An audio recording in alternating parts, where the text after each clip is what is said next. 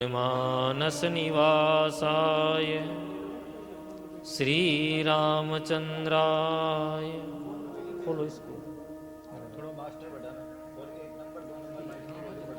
ध्येयं सदा परिभवग्नमभीष्टदोहम् तीर्थास्पदं शिवविरञ्चिनुतं शरण्यं भृत्यार्तिहं प्रणतपालभवाब्धिपोतम्। उनको मत छेड़ो। वंदे महापुरुष ते चरणारविंदम। ठीक है ना। बंसी विभूषित करान नवनीरदाभान पीतांबरादरुण बिंब फलाधरोष्टान पूर्णेन्दुसुन्दर मुखाद दरविंद नेत्रा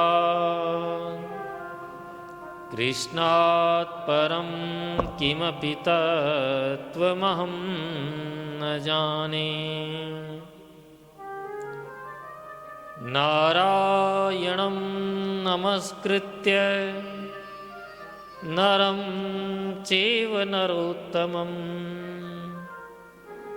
देवीं सरस्वती व्यासं ततो जयमुदीरये। सीतानाथ समारंभां श्रीरामानन्दार्य मध्यमाम् अस्मदाचार्य पर्यन्तां वन्दे श्रीगुरुपरम्पराम्। अज्ञानतिमिरान्धस्य ज्ञानाञ्जनशलाकया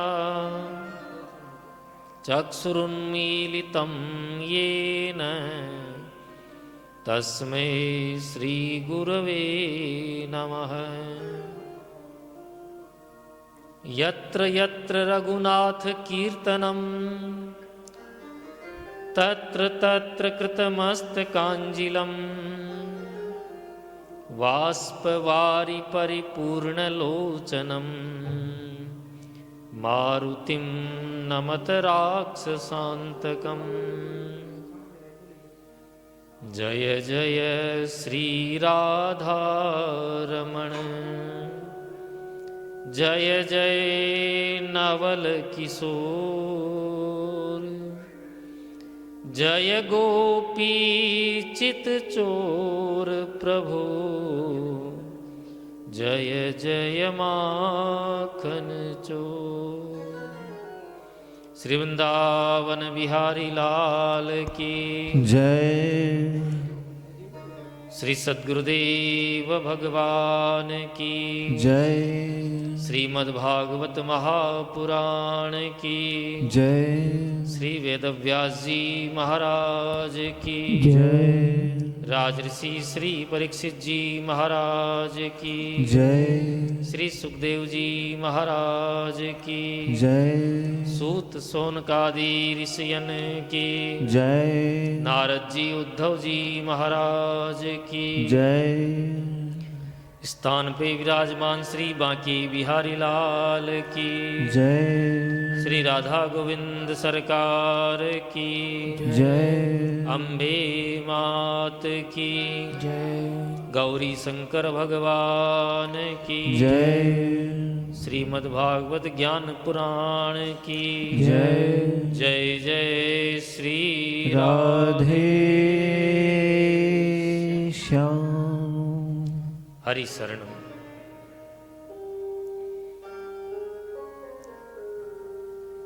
अखिल ब्रह्मांड नायक परात्पर परब्रह्म निखिल है ये प्रत्यनीक भगवान श्री राधा गोविंद की वांगमयी विग्रह प्रतिकृति श्रीमद्भागवत सप्ताह ज्ञान यज्ञ में विराजमान सभी भक्त वृंद और भक्तिमयी माताओं,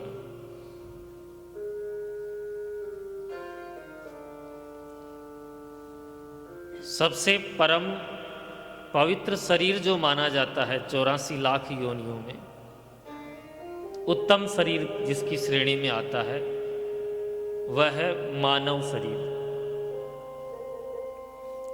और मानव शरीर का सर्वश्रेष्ठ फल होता है सत्संग फल। इस शरीर में सत्संग मिलना ये सर्वश्रेष्ठ फल की श्रेणी में माना जाता है। और आज हम परम सौभाग्यशाली हैं कि हमें ये सत्संग का लाभ श्रीमद्भागवत ज्ञान सप्ताह के माध्यम से होने जा रहा है। इसलिए सभी सावधान चित्त होकर जब तक बैठें, सावधान होकर बैठें। सावधान का मतलब ये नहीं कमर सीधी होके, परंतु जितनी देर आप कथा में बैठें, घर बार की चिंता से मुक्त होकर केवल भगवान के ही चरणों में अपना ध्यान लगाए रखें। क्योंकि ये जो भागवत है ये भगवान का ही विग्रह है। विग्रह का मतलब जानते हैं, मूर्ति है। भगवान की मूर्ति भी अलग अलग प्रकार की होती है। जैसे बांके बिहारी जी की पाषाण की प्रतिमा है। हमारे घर में गणेश जी बनाए जाते हैं विवाह के अवसर पर, वो मिट्टी के बनते हैं, तो मतलब गणेश जी की मूर्ति मिट्टी की हो गई। आप कभी जगन्नाथ भगवान पे जाओ तो जगन्नाथ भगवान काष्ठ की प्रतिमा है, लकड़ी की प्रतिमा है। तो वैसे ही श्रीमद् भागवत जो है वो शब्दमयी प्रतिमा है। इसके प्रत्येक काले काले अक्षरों में भगवान श्री कृष्ण की श्यामलता समाई हुई है। भगवान भी तो सांवले हैं और भागवत के अक्षर भी सांवले हैं। ये शब्दमयी प्रतिमा है। और देखो, बिना शब्द के हमें कुछ भी ज्ञान नहीं हो पाता। शब्द से ही हमें ज्ञान होता है। अब आपकी मैया आपको नहीं बताती कि बेटा पापा ये तेरे चाचा, शब्द से ही तो ज्ञान हुआ।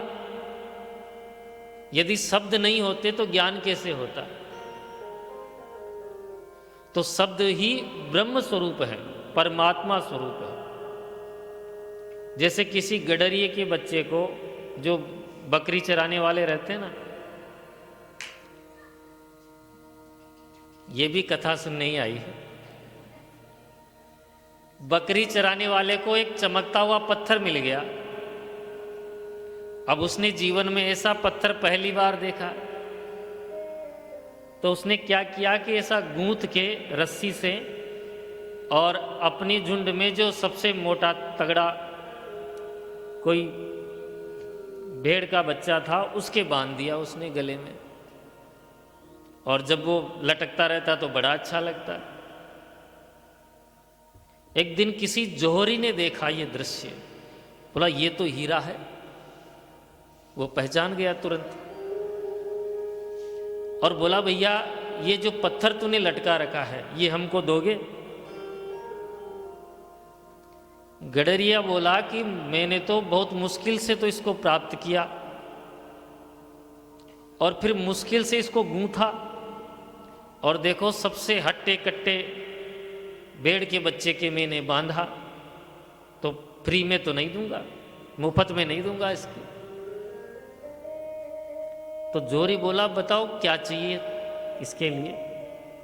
तो गडरिया सोचने लगा कि घर में नमक खत्म हो गया, तो बोला 2 सेर नमक के बदले इसको दूंगा, क्योंकि वो तो पत्थर का टुकड़ा ही समझ रहा था, उसको ज्ञान नहीं था। जोरी बोला तू 2 सेर की बात करता, तुझे 4 सेर दिया।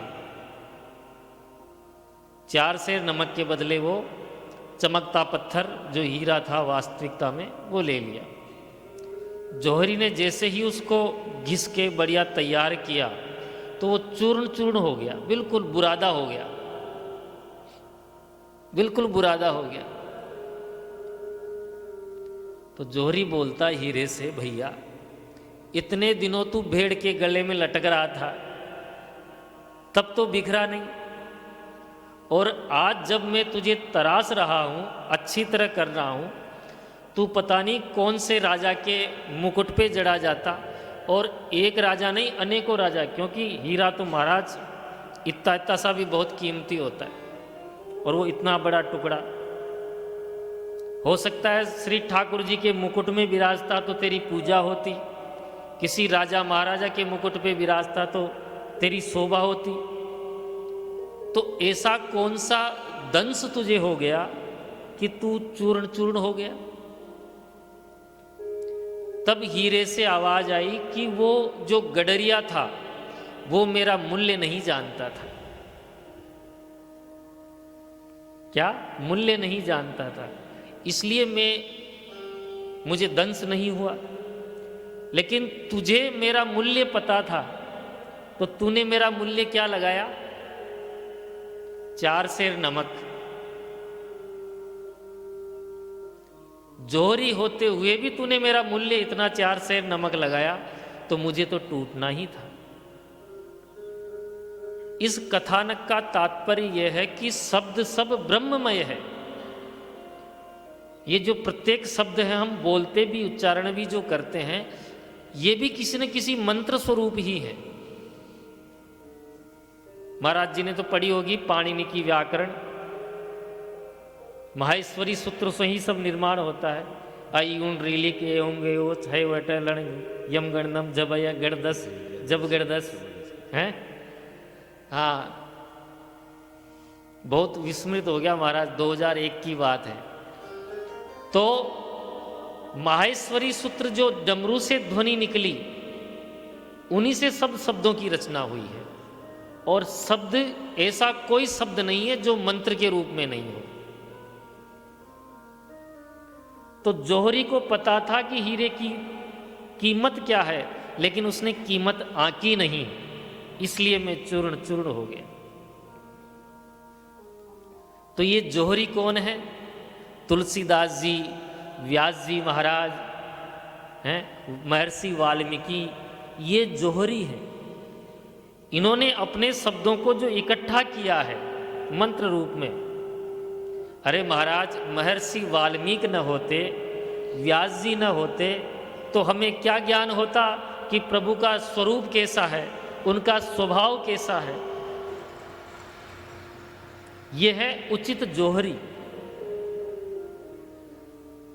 महर्षि व्यास लिखते हैं, अहो बकीयम स्तन कालकूटम, जो उस बकासुर की बहन पूतना में भी दोष का दर्शन न कर सके,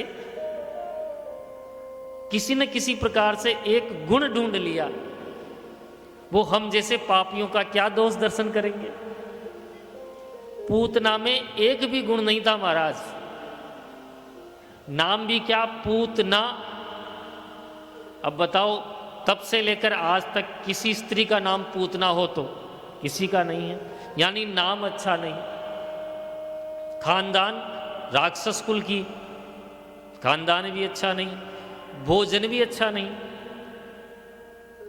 बच्चों का रुधिर का पान करती है, तो न तो नाम अच्छा, न खानदान अच्छा, न भोजन अच्छा। अच्छा, स्वभाव भी अच्छा नहीं, भगवान को मारने के उद्देश्य से आई थी, लेकिन फिर भी भगवान ने गुण देख लिया और क्या गति दी? लेभे गतिम धात्रचितम ततोन्याम, धात्रोचित माँ के समान गति दी है पूतना को। तभी व्यास जी कहते हैं, कम वा दयालु शरणम ब्रजे में, उस दयालु की शरण में कौन नहीं जाना चाहेगा।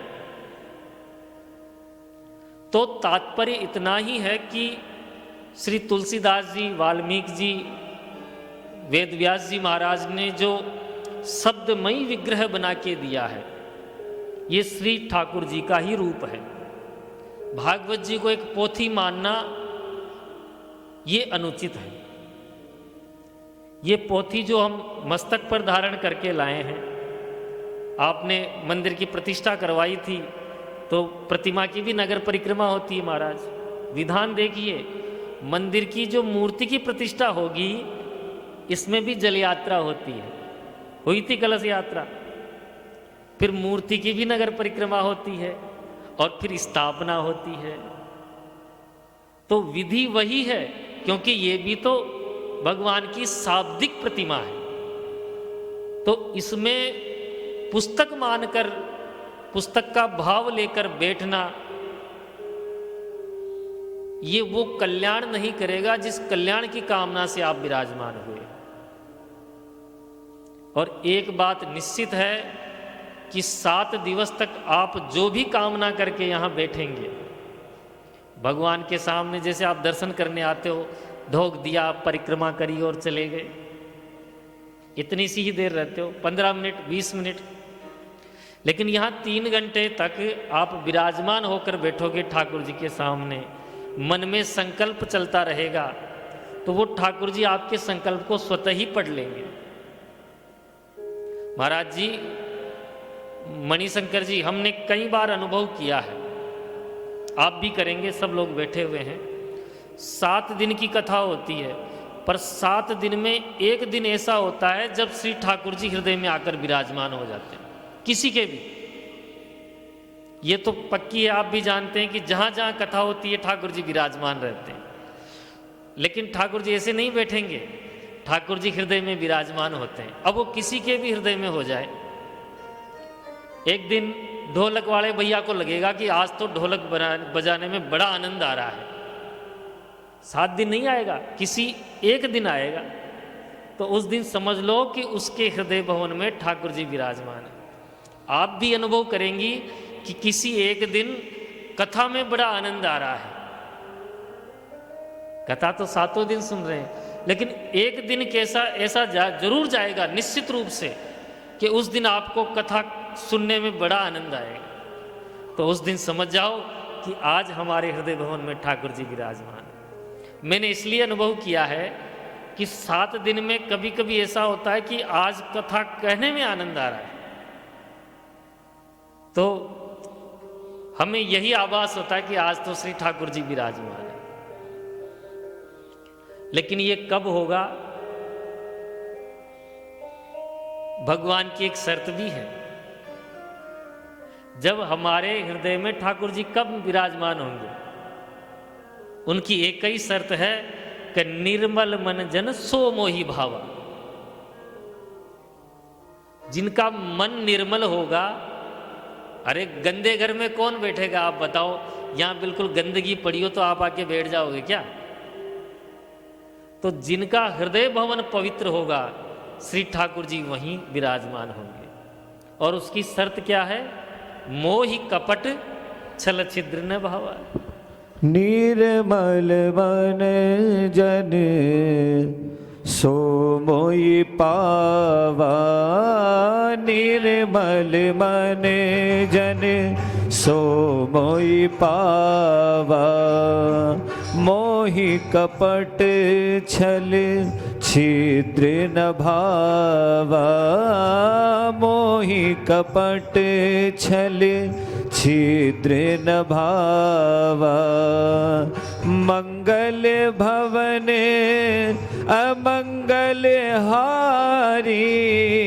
मंगल भवन अमंगल हारी। द्रवभु सुदशरथ अजिर बिहारी। द्रवभु सुदशरथ अजिर बिहारी। बोले भागवत भगवान की जय। तो महाराज ठाकुर जी विराजेंगे जरूर, परंतु घर की साफ सफाई भी होनी चाहिए। हम यहाँ बैठे तो हैं, लेकिन हमारे मनीराम जी कभी कभी घर चले जाते हैं, जाते हैं ना। शरीर से यहीं बैठे रहेंगे, मनीराम जी घर चले जाएंगे, तो ठाकुर जी तो बोलते हैं निर्मल मन। आपका मन निर्मल भी हो, लेकिन यहां पर नहीं हो तो ठाकुर जी कैसे बैठेंगे? इसलिए शरीर से और मन से दोनों से विराजमान होकर बैठे और प्रेम से श्रीमद् भागवत सप्ताह का श्रवण करें।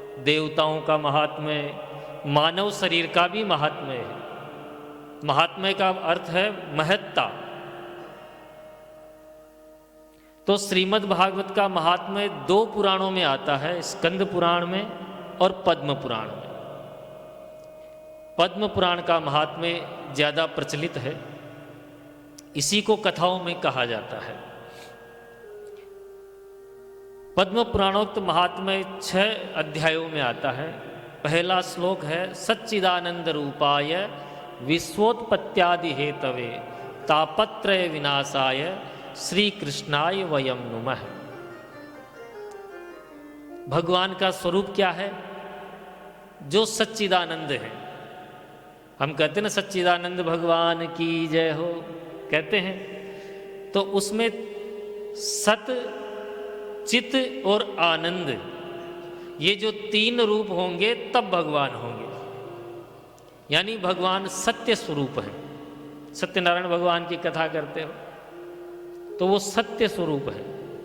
भगवान को भागवत जी में बार बार सत्य सत्य कह के बुलाया गया है।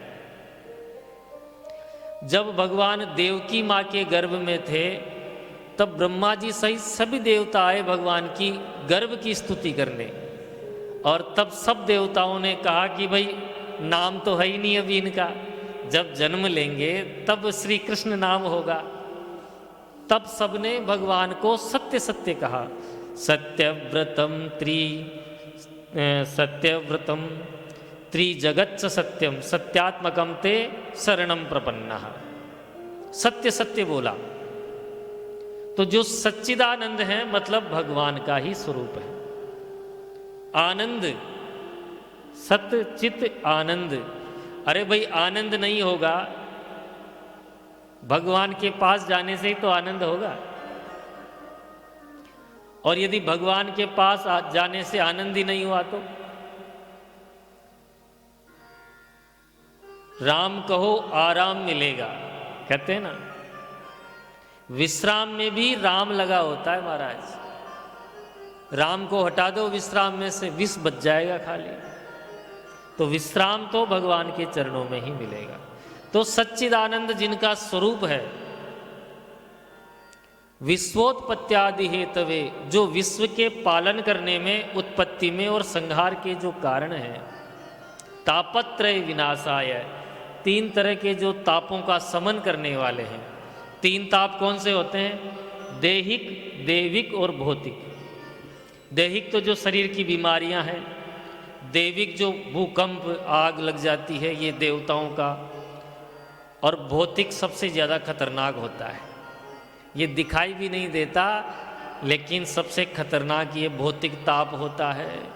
ताप का मतलब बुखार। शरीर जल रहा हो तो बुखार का पता लग जाता है। पर महाराज ये जब से छोटे बेटे की बहू आई है तब से उघाड़ चौकट्टा घूमती रहती है। कुछ कहो तो दहेज का केस लगा देगी, ऐसा बोलती है। तो अंदर ही अंदर वो जो ताप है वो भीतर ही भीतर खोखला करता रहता है, यानी कि टेंशन। ये सबसे खतरनाक बुखार है, टेंशन वाली।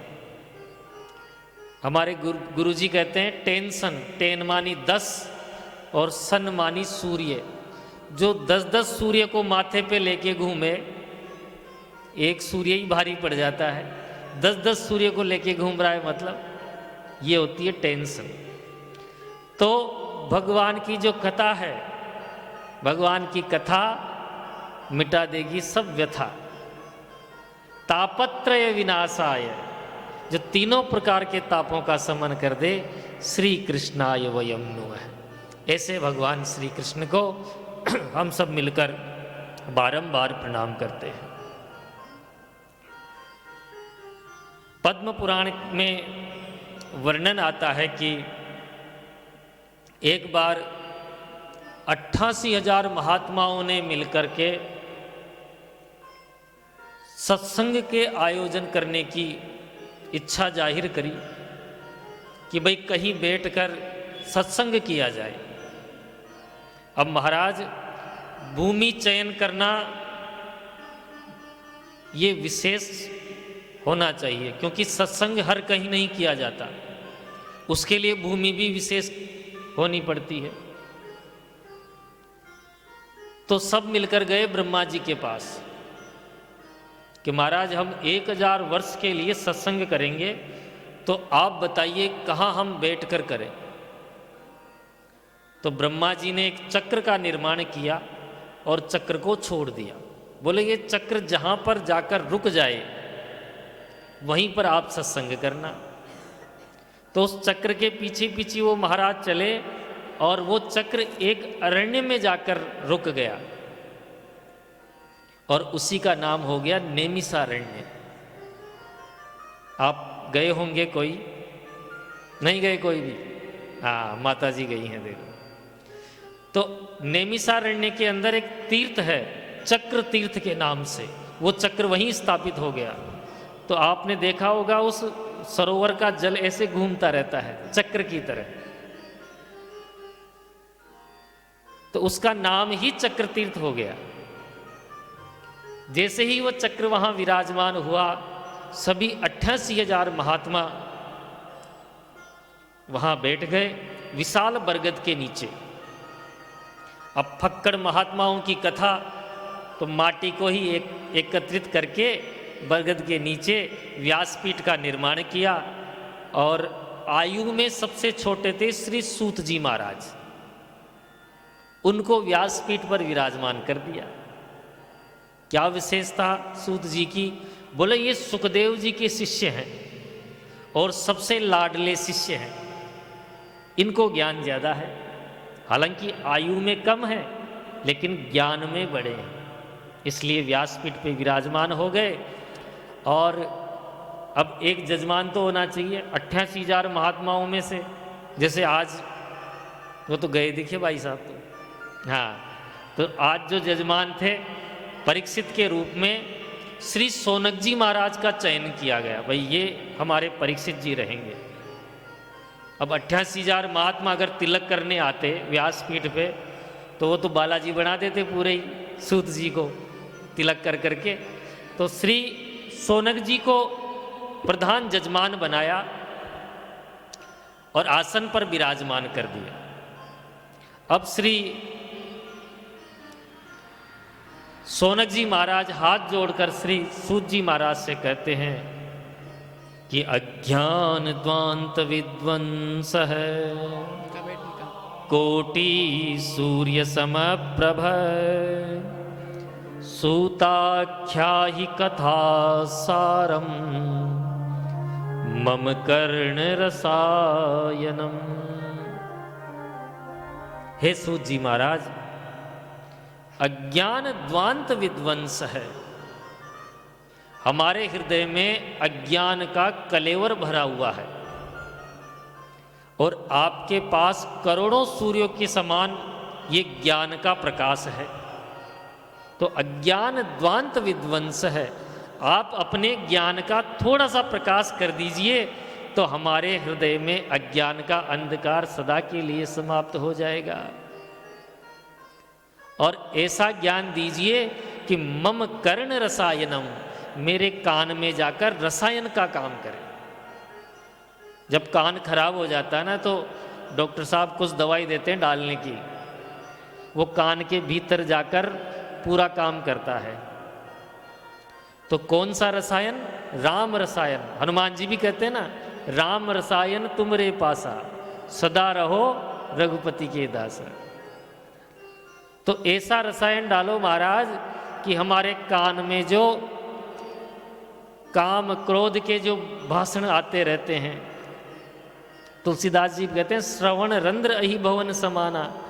जब कान में हरि कथा नहीं होती तो ये सांप के बिल के बराबर हो जाते हैं। कोई बिल रहता ना जंगल में, चूहा नहीं रहता तो सांप घुस जाता उसके अंदर, और सांप एक बार घुस गया तो फिर चूहे की हिम्मत नहीं है वो घुस जाए, वो खुशबू से ही नहीं जाता अंदर। तो हमारे कान में यदि पाप चला गया तो फिर हरि कथा नहीं जाएगी। आप थोड़ा सा विचार करके देखो कि किसी की चुगली करने में 3 घंटे निकल जाएंगे, लेकिन भगवान की कथा सुनने में 3 घंटे बड़ी मुश्किल से निकलते हैं। क्यों? क्योंकि सांप घुसा हुआ है। अही भवन, इसको कमरा नहीं कहा या बिल नहीं कहा महाराज, अही भवन। भवन का मतलब बहुत बड़ा, तो ये छोटा नहीं है। छिद्र तो छोटा है, लेकिन दुनिया भर की तमाम बुराइयां इसमें घुसी हुई हैं, और जब तक वो निकलेगी नहीं तब तक हरि की कथा जाएगी नहीं। तो श्री सोनक जी कहते हैं, मम कर्ण रसायनम, ऐसी कोई कथा हमें सुनाओ जो मेरे कान में रसायन का काम करे। क्योंकि महाराज भक्ति ज्ञान विरागाप्तो विवेको वर्धते महान, ये जो बड़े बड़े संत महात्मा है ना, ये अपने भक्ति को, ज्ञान को और वैराग्य को कैसे बढ़ाते हैं। माया मोह निरासश्च वैष्णवे क्रियते कथम, ये वैष्णव लोग ये माया से कैसे बचे रहते हैं, इनको कोई माया क्यों नहीं पकड़ती, तो ये ऐसा क्या करते हैं। क्योंकि महाराज कृष्ण प्राप्ति कर्म शाश्वत, हमें भगवान श्री कृष्ण की प्राप्ति हो जाए ऐसा कोई उपाय बताओ।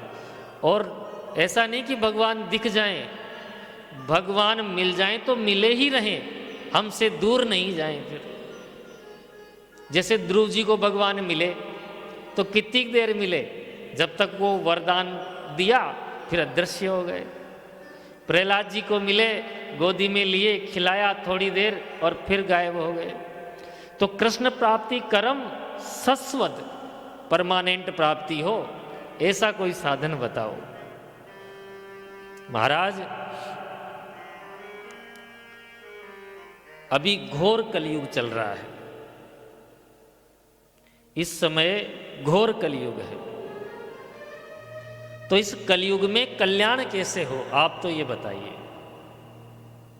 प्रसन्न हो गए श्री सूत जी महाराज, बोले मुनियों,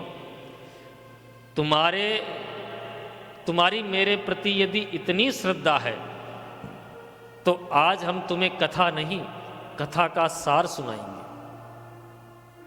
क्योंकि कथा तो तुम खूब सुन चुके, ये 18वीं पुराण है श्रीमद् भागवत, इससे पहले 17 पुराण सुन चुके। बोले महाराज अब कथा नहीं सुनाओ, कथा का सार सुनाओ।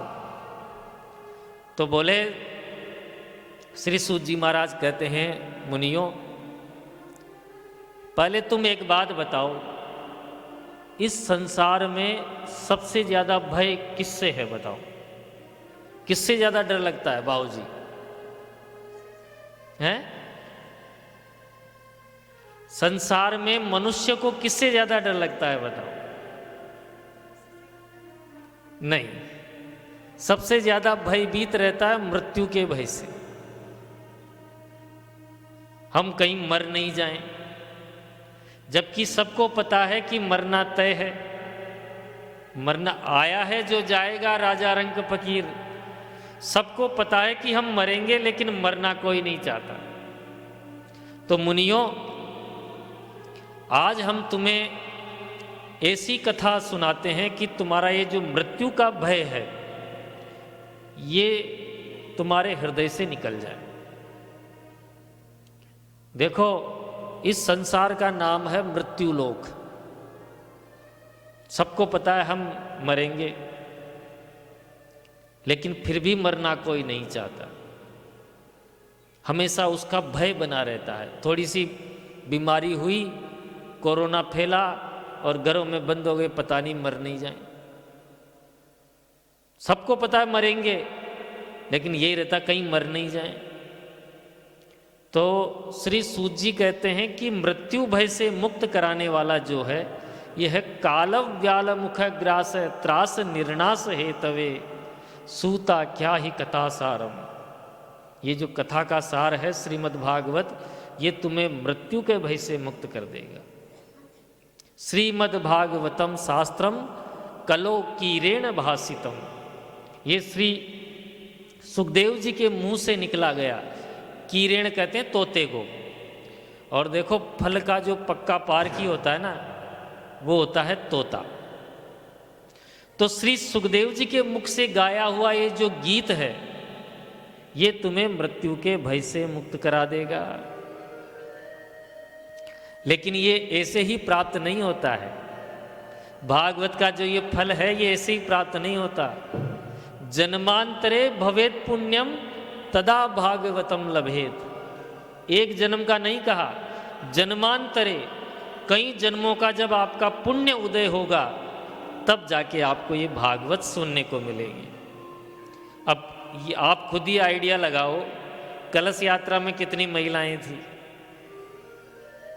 सोचना थोड़ी सी देर के लिए, कितनी महिलाएं थी? 100 के लगभग तो होंगी, हैं? 125 थी, महाराज जी बता रहे हैं। अब मैंने तो गिनती करी नहीं, कम होगी तो इनकी फॉल्ट है। तो महाराज मोटा मोटा 100 का आइडिया लगा के चलो, हैं? अब यहां लिख रहे हैं श्री व्यास जी महाराज की जन्मांतरे भवेत पुण्यम तदा भागवतम लभेत। भागवत का फल कब मिलेगा? जब आपके जन्म जन्मांतर के पुण्यों का उदय होगा। यानी महाराज अभी तो उनके पुण्यों का उदय नहीं हुआ है,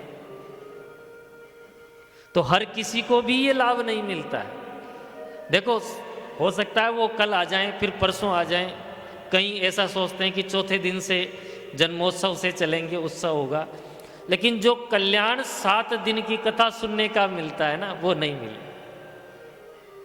4 रोटी की भूख है तो महाराज 4 रोटी से ही मिटेगी। 1 रोटी से रोटी का स्वाद तो पता पड़ जाएगा, सब्जी कैसी है ये भी पता पड़ जाएगा। भाई सब्जी का टेस्ट कैसा है ये तो आप एक, लेकिन जो पेट भरने की तृप्ति है, यहाँ पेट से तात्पर्य है कि हमारे जो पुण्यों का सृजन होता है और पापों का जो क्षरण होता है। भोजन करने से केवल भूख ही नहीं मिटती, हमारे शरीर में ताकत भी आती है, शरीर को भी बल मिलता है। वैसे ही भागवत सुनने से पुण्यों का भी उदय होता है और पापों का भी क्षरण होता है। तो श्री सूत जी कहते हैं जन्मांतरे भवेत पुण्यम तदा भागवतम लभेत। तो महाराज ये कथा कहाँ से प्रारंभ हुई?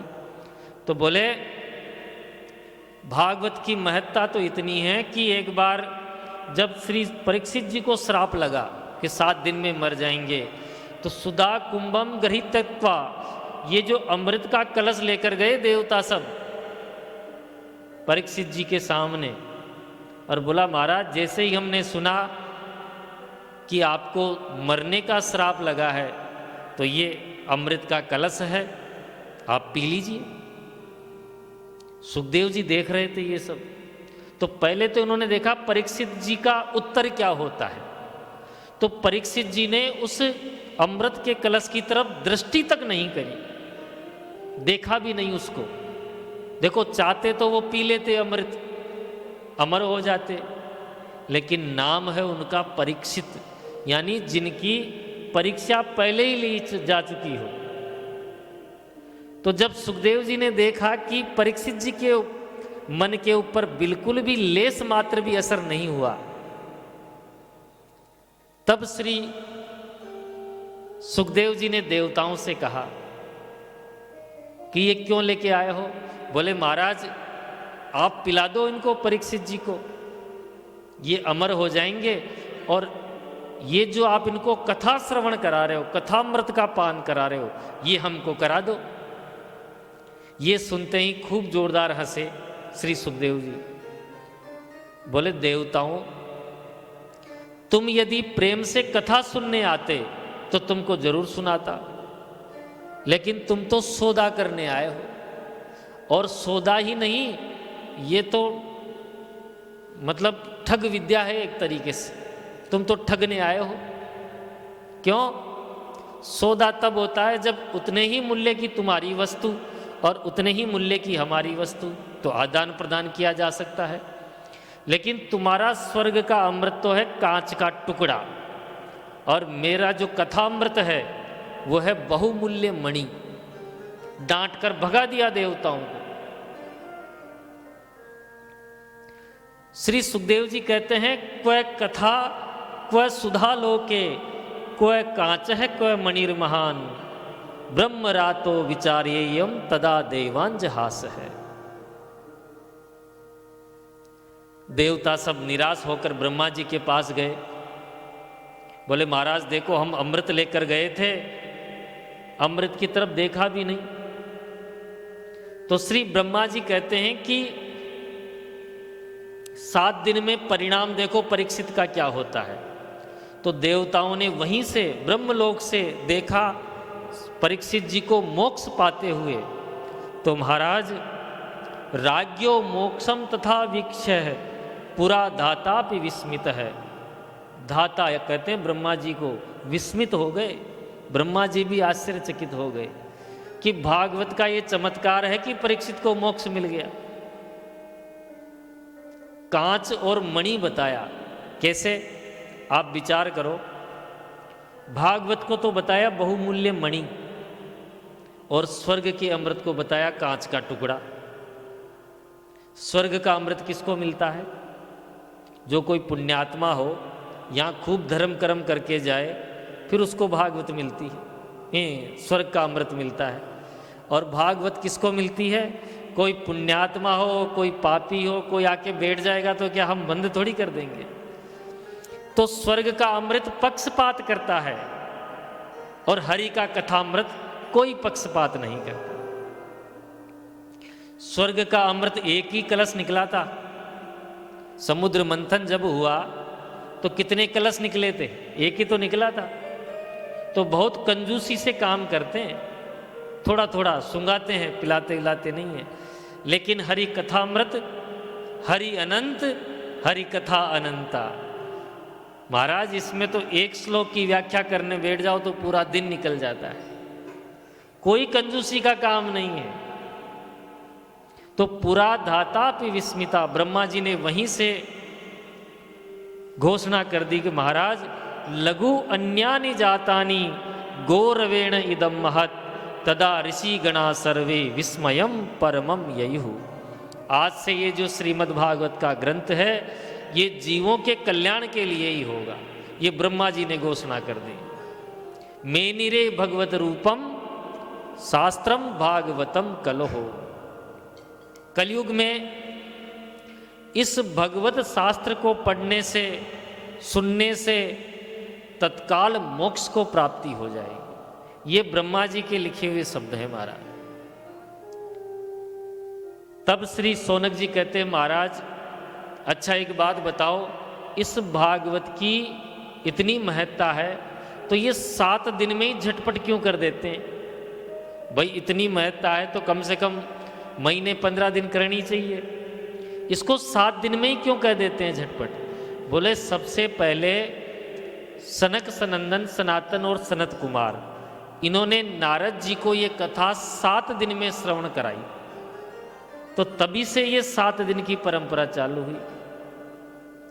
तब श्री शौनक जी कहते महाराज नारद जी ने एक स्थान पर बैठकर 7 दिन कथा सुनी, ये तो संभव नहीं लगता, क्योंकि नारद जी तो अस्थिर हैं।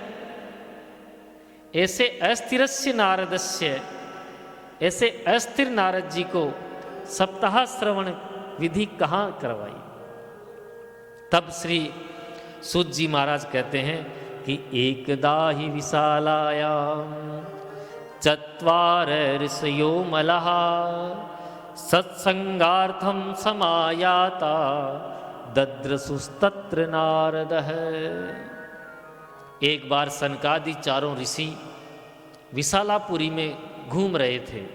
विशालापुरी जानते हो ना, बद्रीनाथ, बद्री विशाल।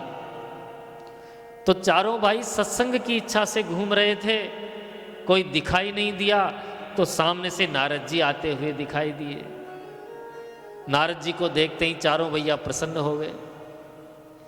नजदीक गए तो नारद जी का मुखमंडल उतरा हुआ है उदास मुद्रा में। पहले तो नारद जी ने प्रणाम किया चारों भाइयों को, बड़े भाई है ना। फिर सनकादि कहते नारद जी आपका मुखमंडल उतरा हुआ क्यों है? अरे आप तो इतने विरक्त महात्मा हो कि अपने रहने के लिए एक झोंपड़ी तक नहीं बनाई आपने।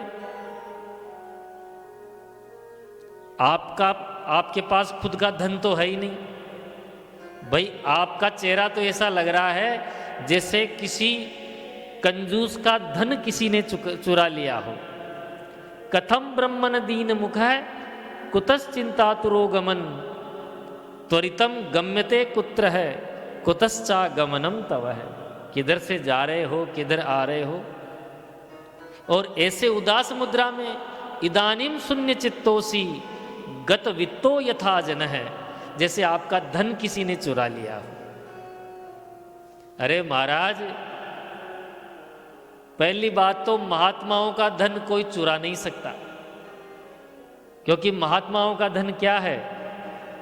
हमारो धन राधा श्री राधा श्री राधा, हमारो धन राधा श्री राधा श्री राधा, हमारो धन राधा श्री राधा श्री राधा, हमारो धन राधा श्री राधा श्री राधा, परम धन राधा श्री राधा श्री राधा, परम धन राधा श्री राधा श्री राधा, जीवन धन राधा राधा राधा राधा राधा, जीवन धन राधा राधा राधा राधा राधा, जीवन धन राधा राधा राधा राधा राधा, जीवन धन राधा राधा राधा राधा। गाइए हमारो धन राधा श्री राधा श्री राधा, जीवन धन राधा श्री राधा श्री राधा।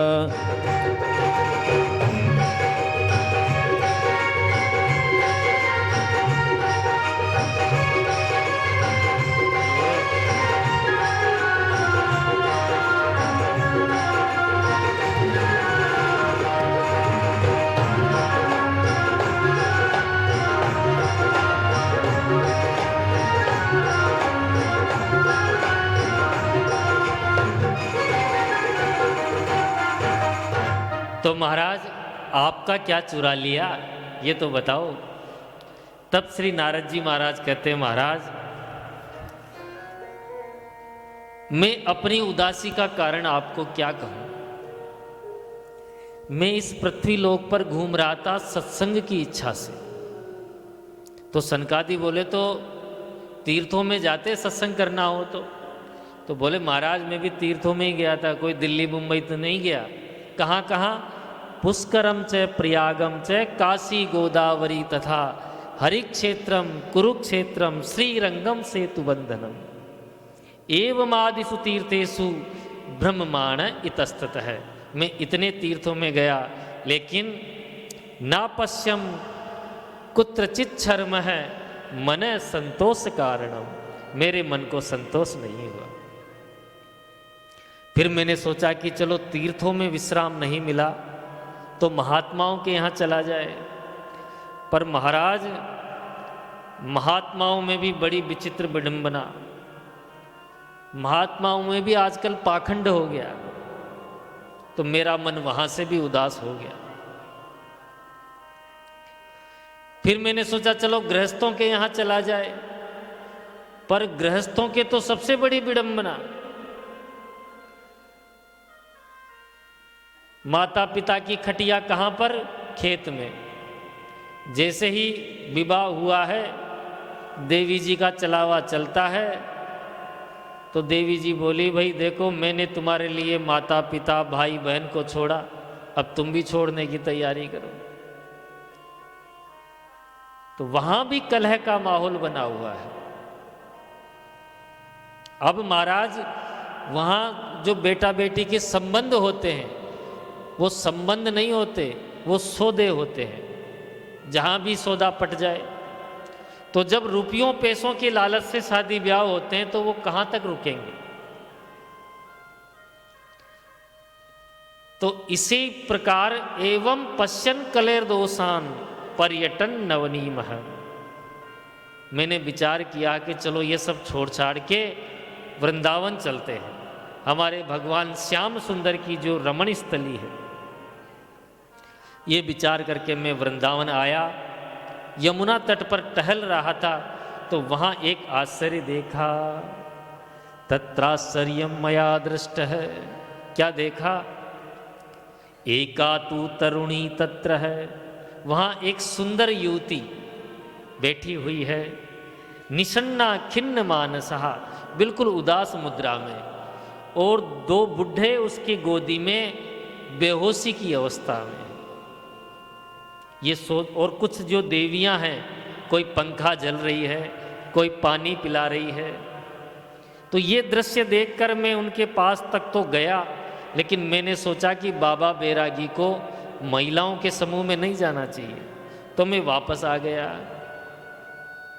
तब उस देवी ने मुझे आवाज लगाई, भो भो साधो क्षणम तिष्ठ है, मच्चिंता मपि नाशयः, दर्शनम तव लोकस्य सर्वथाग हरम परम। दर्शनम तव लोकस्य, आप जैसे महात्माओं के दर्शन से तो सर्वथा अग हरम, सभी प्रकार के पाप नष्ट हो जाते हैं। ए महाराज जी, थोड़ा नज़दीक आइए। उसके बुलाने पर जब मैं गया उसके पास, तब मैंने प्रश्न किया, कासित्वम, तुम कौन हो? का विमोचेमा, और ये जो दोनों बुढ़े लेटे हुए हैं वो कौन है? कासित्वम का विमोचेमा, नार्यः का पद्मलोचना, वद देवी सविस्तारम स्वस्य दुखस्य कारणम। तुम्हारे दुख का कारण मुझे विस्तार पूर्वक कहो, तुम्हारा परिचय दो। तब उस देवी ने अपना परिचय देते हुए कहा, महाराज अहम भक्तिरिति ख्याता, इमो में तनयो सुतो, ज्ञान वैराग्य नामानो, काल योगे न जर्जरो। अहम भक्ति, मेरा नाम भक्ति है महाराज, और कोई वो भक्ति नहीं कि किसी का नाम गंगा हो तो वो गंगा नदी हो। अहम भक्ति इति ख्यातो, जो जगत में विख्यात भक्ति है ना, वो मैं हूँ, जिसको भक्ति के नाम से जाना जाता है। ऐसे नहीं किसी का नाम जमुना देवी तो वो वृंदावन वाली जमुना हो। जो प्रसिद्ध भक्ति है वो मैं हूँ। इमो में तनयो मतो, ये जो दोनों मेरे गोदी में लेटे हुए हैं वो मेरे बच्चे हैं। इसको बंद करो माइक को, इनका। ये जो दोनों मेरे गोदी में लेटे हुए बुड्ढे दिख रहे हैं वो मेरे बच्चे हैं। काल योगे न जर्जरो, समय की स्थिति देखो महाराज, आज माता जी तो युवती बनी हुई है और दोनों बच्चे बुढ़े हो गए। मेरा पूरा विस्तार आपको बताऊं। उत्पन्ना द्रविड़े साहम वृद्धिम कर्नाटके गतः, क्वचिन क्वचिन महाराष्ट्रे गुर्जरे जीर्णताम गतः। मेरा जन्म हुआ दक्षिण भारत में, कुछ स्थानों पे मेरी वृद्धि भी हुई, लेकिन महाराज कुछ स्थानों पे मैं पाखंडियों से खंडित भी हुई। लेकिन जैसे ही वृंदावन में आई तो वृंदावनम पुनः प्राप्य नवीनेन स्वरूपिणी, बिल्कुल मैं युवती हो गई महाराज वृंदावन में आके। लेकिन पता नहीं क्या हुआ कि जो मेरे दोनों बच्चे हैं ये काल योगे न जर्जरो, बुढ़े हो गए। ऐसा ही रहा महाराज। मेरे बच्चे यदि ठीक नहीं हुए तो इदम स्थानम परित्यक्त विदेशम गम्यते मया, मैं ये स्थान छोड़कर विदेश में चली जाऊंगी। नारद जी बोले, महाराज माता जी आप विदेश मत जाओ, क्योंकि आजकल भारत की जो भी प्रतिभा है, जो भी अच्छे डॉक्टर हैं, जो भी अच्छे इंजीनियर हैं, सब विदेश में जाने के ताक में लगे रहते हैं। देश की प्रतिभा विदेश में गमन कर रही है, तो कम से कम आप तो मत जाओ। और देवी ये तो दारुण कलयुग है, यदि आप विदेश चली जाओगी तो यहाँ के लोगों का क्या होगा। जना अघासुरायन्ते साट्य दुष्कर्म कारिण है। ये जो कलयुग के लोग हैं ना, ये खुद ही अघासुर बन गए हैं। अघासुर जानते हो ना, अघ कहते हैं पाप को, अघ यानी पाप। जो पापों का पिंड हो वही अगासुर होता है। तो इस कलयुग में लोग अगासुर बने रहते हैं।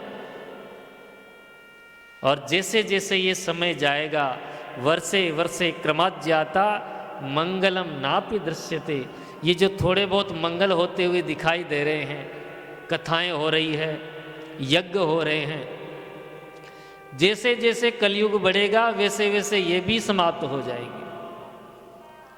तब भक्ति मैया बोली नारद जी से कि नारद जी, जब कलयुग में इतने ही दोष थे तो फिर परीक्षित ने इसको स्थान क्यों दिया अपने यहाँ पे? नारद जी बोले माता जी, कलयुग में भले ही कितने दोष हैं, लेकिन एक अच्छाई दिख गई श्री परीक्षित जी महाराज। क्या अच्छाई दिखी? यत् फलम नास्ति तपसा न योगेन समाधिना तत्फलम लभते सम्यक कलौ केशव कीर्तनात्। सतयुग, त्रेता और द्वापर में जो समाधि लगाने से, यज्ञ करने से, तपस्या करने से जो पुण्य नहीं मिलता, कलयुग में केवल नाम संकीर्तन से मिल जाता है। यत् फलम लभते सम्यक कलौ केशव कीर्तनात्। हजारों साल की तपस्या करने की आवश्यकता नहीं है, क्योंकि भगवान जानते हैं कि कलयुग के लोग तपस्या नहीं करेंगे, माला भी नहीं फेरेंगे, परंतु 2 मिनट कीर्तन तो कर लेंगे बैठकर। तो सब प्रेम से कलयुग में अगर 2 मिनट का कीर्तन कर लेते हैं तो वो तपस्या का फल मिल जाता है। गाइए प्रेम से, सीताराम सीताराम सीताराम सीताराम, जय हो। भज प्यारे तू सीताराम, ताराम सीताराम, भज प्यारे तू सीताराम। सीताराम सीताराम, भज प्यारे तू सीताराम। राधे श्याम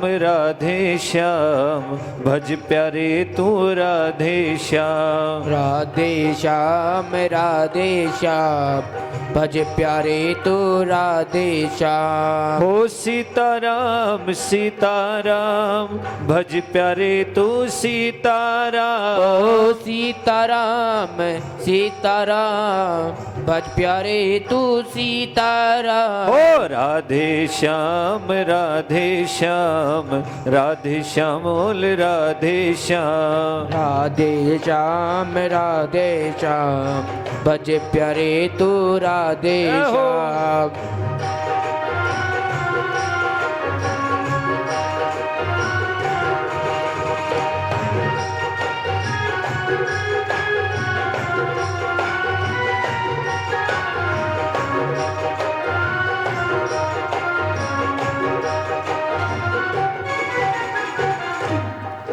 श्री नारद जी कहते हैं माता जी, कलयुग में भागवती वार्ता गेहे गेहे जने जने, यानी जगह जगह पर भागवत की कथाएं हो रही है, लेकिन उनका लाभ क्यों नहीं हो रहा? भाई अभी आपने देखा होगा 10 साल 20 साल पहले माता जी के ज़माने में, 40 साल पहले लगा लो, माता जी बताओ कहाँ कितनी कथाएं होती थी?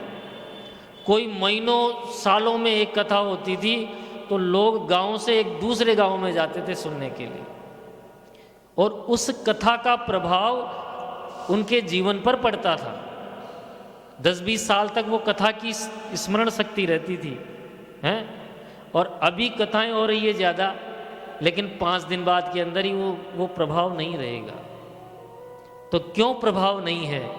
श्री नारद जी कहते हैं कारिता कण लोभे न कथा सारस ततोगत है। क्योंकि अभी जो कथा हो रही ना, वो कणलोभ के कारण हो रही है, सब इसी के कारण।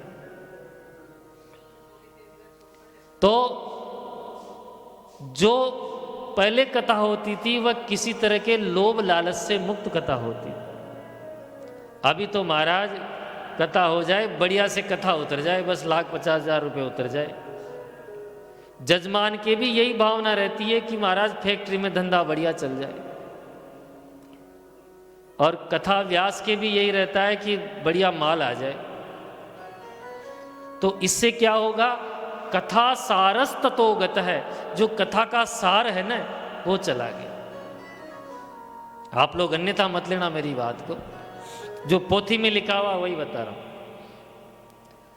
तो विप्रेर भागवती वार्ता गेहे गेहे जना जना, इतनी कथाएं होने के बाद भी इसका लाभ क्यों नहीं मिल रहा? कारिता कण लोभे न कथा सारस ततोगत है, कथा का सार चला गया। कलयुग में तीर्थ लोग खूब जाने लग गए। अभी पहले के समय में आप लोग जब तीर्थ यात्रा करने के लिए जाते थे तो इतनी सुविधा नहीं मिलती थी, खुद का भोजन का सामान भी लेकर जाना पड़ता था। फिर वहां जाके व्यवस्था भी मिल जाए तो मिल जाए, कहीं रह जाओ, उसका प्रभाव भी जीवन पर पड़ता था। अब तो 5 सितारा होटल बन गई, तो जो तीर्थ स्थल हैं वो पर्यटन स्थल के रूप में बदल गए। इसलिए अत्युग्र भूरि कर्माणो नास्तिका रोरवा जना तेपि तिष्ठन्ति तीर्थेषु तीर्थ सारस ततोगत है। तीर्थों में पाखंडी लोग निवास करने लग गए। यही कहते हैं कि ये बाहर से आया, इसकी जेब कैसे काटूं, तो तीर्थों का सार भी चला गया। और महाराज तपस्या होती थी, नितांत एकांत में शांत जंगल में महाराज तपस्या करते थे, तो उनको तपस्या का फल भी मिलता था। लेकिन अभी ढोंग दिखावे की तपस्या होने लगी। तो तपः सारस ततोगत है, उस तपस्या का सार भी चला गया। काम क्रोध लोभ तृष्णा से चित्त निरंतर तपता रहता है, जिसके कारण ध्यान योग फलम गत है। आप 2 मिनट ध्यान भी लगाओगे तो पता नहीं कौन सी टेंशन आ जाएगी, तो वो ध्यान का फल भी चला गया। ब्राह्मणों के लिए बोला है, नारद जी कहते हैं कि पंडितास्तु कुलत्रेण रमनते महिषा इव है। पंडित लोग कलयुग में ऐसे घूमते हैं जैसे भैंसा घूमता है। महाराज आपके लिए नहीं कह रहा हूं, जो नित्य संध्या गायत्री नहीं करता, भगवान के भजन नहीं करता, केवल जजमान का माल हड़पने में रहता है। महाराज जजमान का तो राहु केतु उतर जाएगा, जो चौकी पे राहु केतु की पूजा कराते हैं, सूर्य चंद्र शनि, तो उसको थैले में समेट के ले, जजमान का तो उतर गया और पंडित जी उसको खा गए। जो ब्राह्मण गायत्री नहीं करता वह यजमान के पाप को खाता है।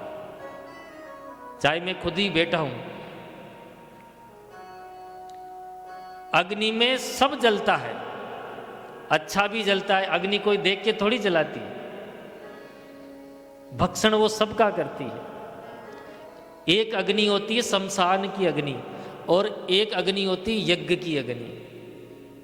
जो यज्ञ की अग्नि में तो अच्छा अच्छा जलेगा, और शमशान की अग्नि में आपको पता ही है क्या जलता है।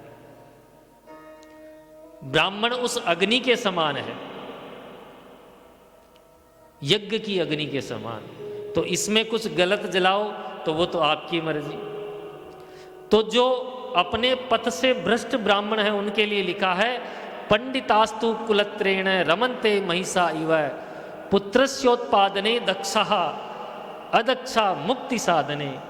संतान की उत्पत्ति में तो दक्ष हैं, लेकिन अदक्षा, दक्ष किसमें नहीं है? मुक्ति साधने, अपनी मुक्ति के साधन में नहीं है।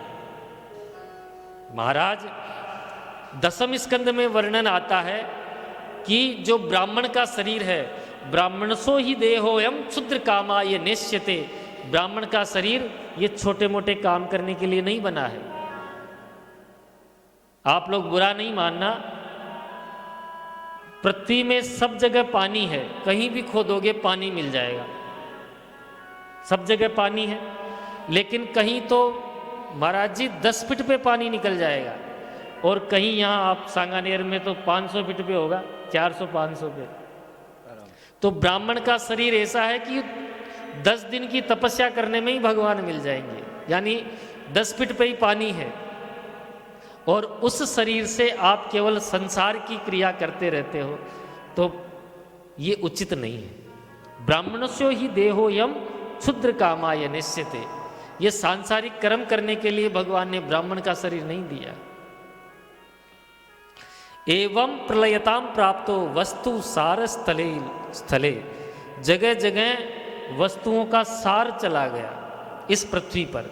जैसे अन्न में वो रस नहीं है, सब्जियों में कहाँ इतना स्वाद आता है, अन्न में स्वाद नहीं है, जल में स्वाद नहीं है। तब भक्ति मैया श्री नारद जी से कहती है, तो नारद जी आप जैसे साधुओं का दर्शन करने से ही मैं तो मुक्त हो गई, अब आप ये बताओ मेरे दोनों बच्चे स्वस्थ कैसे हो। तो श्री नारद जी भक्ति मैया क्या प्रशंसा करने लगते हैं, हे भक्ति माया आप तो धन्य हैं। अरे जिसके हृदय भवन में भक्ति विराजमान रहती है, भगवान को पीछे पीछे आना ही पड़ता है। इसलिए आप चिंता मत करो, मैं ब्रह्मा जी का मानस पुत्र नारद प्रतिज्ञा करता हूं कि तुम्हारे दोनों पुत्रों को स्वस्थ कर दूंगा। तदे नाहम हरेर दास है, यदि मैं नहीं कर सका तो हरि का दास नहीं, ये मैं संकल्प देता हूं। अब नारद जी महाराज दोनों बच्चों को स्वस्थ करने लगे कि रे वैराग्यम चैतन्य हो जाओ, रे ज्ञानम प्रबुद्धताम, रे वैराग्यम प्रबुद्धताम। पर उनके तो कोई फर्क ही नहीं पड़ा। तो फिर महाराज धीरे धीरे चारों वेद सुना दिए, उपनिषद सुना दी, पंचम वेद महाभारत भी श्रवण करा दिया, धीरे धीरे 17 पुराण श्रवण करवा दिए, और गीता पाठ तो महाराज कई बार सुनाया। गीता पाठेर मुहुर्मुहु, थोड़ी सी चेतना तो आई लेकिन फिर बेहोश हो गए। अब तो नारद जी को भी चिंता हो गई कि मेरे थैले में तो जो चूरन चटनी थी वो सब चटा दी, अब क्या करें। उसी समय आकाशवाणी हुई कि हे नारद जी महाराज सत्कर्म तब निर्दिष्ट है, सत्कर्म करो और ये कोई संत तुम्हें बतलाएगा। नारद जी ने आकाशवाणी से कहा कि अब तक जो मैं कुछ कर रहा था क्या ये सत्कर्म नहीं था, और यदि ये सत्कर्म नहीं था तो कौन संत बताएगा, संत का नाम तो बता दो। पर आकाशवाणी से कोई उत्तर नहीं आया। तो नारद जी ने विचार किया कि आकाशवाणी ने भी बातचीत गोलमाल कर दी, कोई बात नहीं, कहीं ना कहीं ढूंढते हैं। तो नारद जी ढूंढने निकले, जो भी महात्मा मिलता उसी से पूछते कि सत्कर्म किसे कहते हैं। अब नारद जी कोई छोटे मोटे महात्मा थोड़ी है, कोई फोर्टिस का डॉक्टर आए और गली के क्लिनिक वाले से पूछे कंपाउंडर साहब से कि महाराज सर दर्द की कोई दवाई बताओ, तो वो क्लिनिक का कंपाउंडर थोड़ी बताएगा इतने बड़े डॉक्टर को कि महाराज आप तो खुद ही इतने बड़े डॉक्टर हो। तो सब साधु महात्मा तो मुंह की भूतास तथा नेता किए तंतु पलायिता, कुछ तो मौन हो गए कि नारद जी आ रहे हैं आज मौन व्रत कर लो, और कुछ पलायन कर गए, यानी आश्रम छोड़ के ही चले गए। नारद जी ने सोचा कि अब किसी से नहीं पूछेंगे, अब बद्रीनाथ में चलेंगे, वहाँ नर नारायण भगवान की तपस्या करेंगे, उनको प्रसन्न करेंगे और उन्हीं से पूछेंगे कि सत्कर्म किसे कहते हैं। नारद जी बद्रीनाथ में टहल ही रहे थे और सामने से सनकादि चारों भैया दिखाई दिए। अभी आप सुन ही रहे थे, सनकादि ऋषि और नारद जी की चर्चा हो रही थी। तब नारद जी कहते हैं अपने बड़े भाइयों से, सनकादि ऋषियों से, कि आपने मुझसे पूछा था कि मेरा मुखमंडल उदास क्यों है, तो मैंने शुरू से अब तक पूरी घटना आपको बता दी। अब आप बताओ सत्कर्म किसे कहते हैं, क्योंकि महाराज आपसे बड़ा तो कोई भगवान का भक्त नहीं है, क्योंकि अब तक 5 साल के हो, 6 साल के तो हुए ही नहीं कभी, पीढ़ियां गुजर गई, लेकिन आप अब भी 5 साल के बालक हो। क्यों हो? क्योंकि आप 24 घंटे हरि शरणम कहते रहते हो, तो उसी के प्रभाव से अब तक 5 साल के बने हुए हो। सनकादि ऋषि कहते नारद जी बस इतनी सी बात है, चिंता मुक्त हो जाओ। आकाशवाणी ने जो सत्कर्म कहा था वो और कोई नहीं श्रीमद् भागवतालाप है। ये जो श्रीमद् भागवत है ना, यही वो सत्कर्म है। नारद जी बोले महाराज मेरे को तो विश्वास नहीं होता, क्योंकि भागवत की जो ग्रंथ है ये मेरे पिता ब्रह्मा जी ने मुझे दी है और मैंने ही व्यास जी को प्रदान की है। मुझे पता है कि भागवत में जो श्लोक है ये चारों वेदों से ही लिए गए हैं, यानी वेदों का सार है। तो जब मैंने वेद सुना दिए तो भागवत से क्या होगा? तब सनकादि कहते हैं नारद जी महाराज, कोई आम का मीठा फल खाए, आहा फल कितना मीठा है, तो ये पेड़ कितना मीठा होगा। तो फल को छोड़ के वो डाली को चबाए तो क्या बताओ वो स्वाद आएगा जो फल में आता है? हैं? नहीं आएगा। गन्ने से शक्कर बनती है, चीनी। मिठाई बनाते बनाते चीनी खत्म हो गई तो गन्ने का रस डाल लो, बताओ वो स्वाद आएगा क्या? नहीं आएगा। दूध से ही घी का निर्माण होता है, बनता है ना, दूध से ही घी बनेगा। पूड़ियाँ तल रहे हो आप घी के अंदर और तलते तलते घी खत्म हो गया तो दूध डाल लो, क्योंकि दूध से ही तो बनता है। तो महाराज जो स्वाद चीनी में आएगा वो गन्ने के रस में नहीं है, जो स्वाद आम के फल में आएगा वो आम के वृक्ष में नहीं है। आमूलाग्रम रसस्तिष्ठन नास्ते न स्वाद्यते यथा, और इक्षुणापि मध्यांतम शर्करा व्याप्त तिष्ठति। जैसे गन्ने के रस के अंदर चीनी व्याप्त रहती है लेकिन स्वाद तो चीनी से ही आएगा, वैसे ही भागवत है तो चारों वेदों का रस, लेकिन जो रस में स्वाद आएगा वो मूल में नहीं आएगा।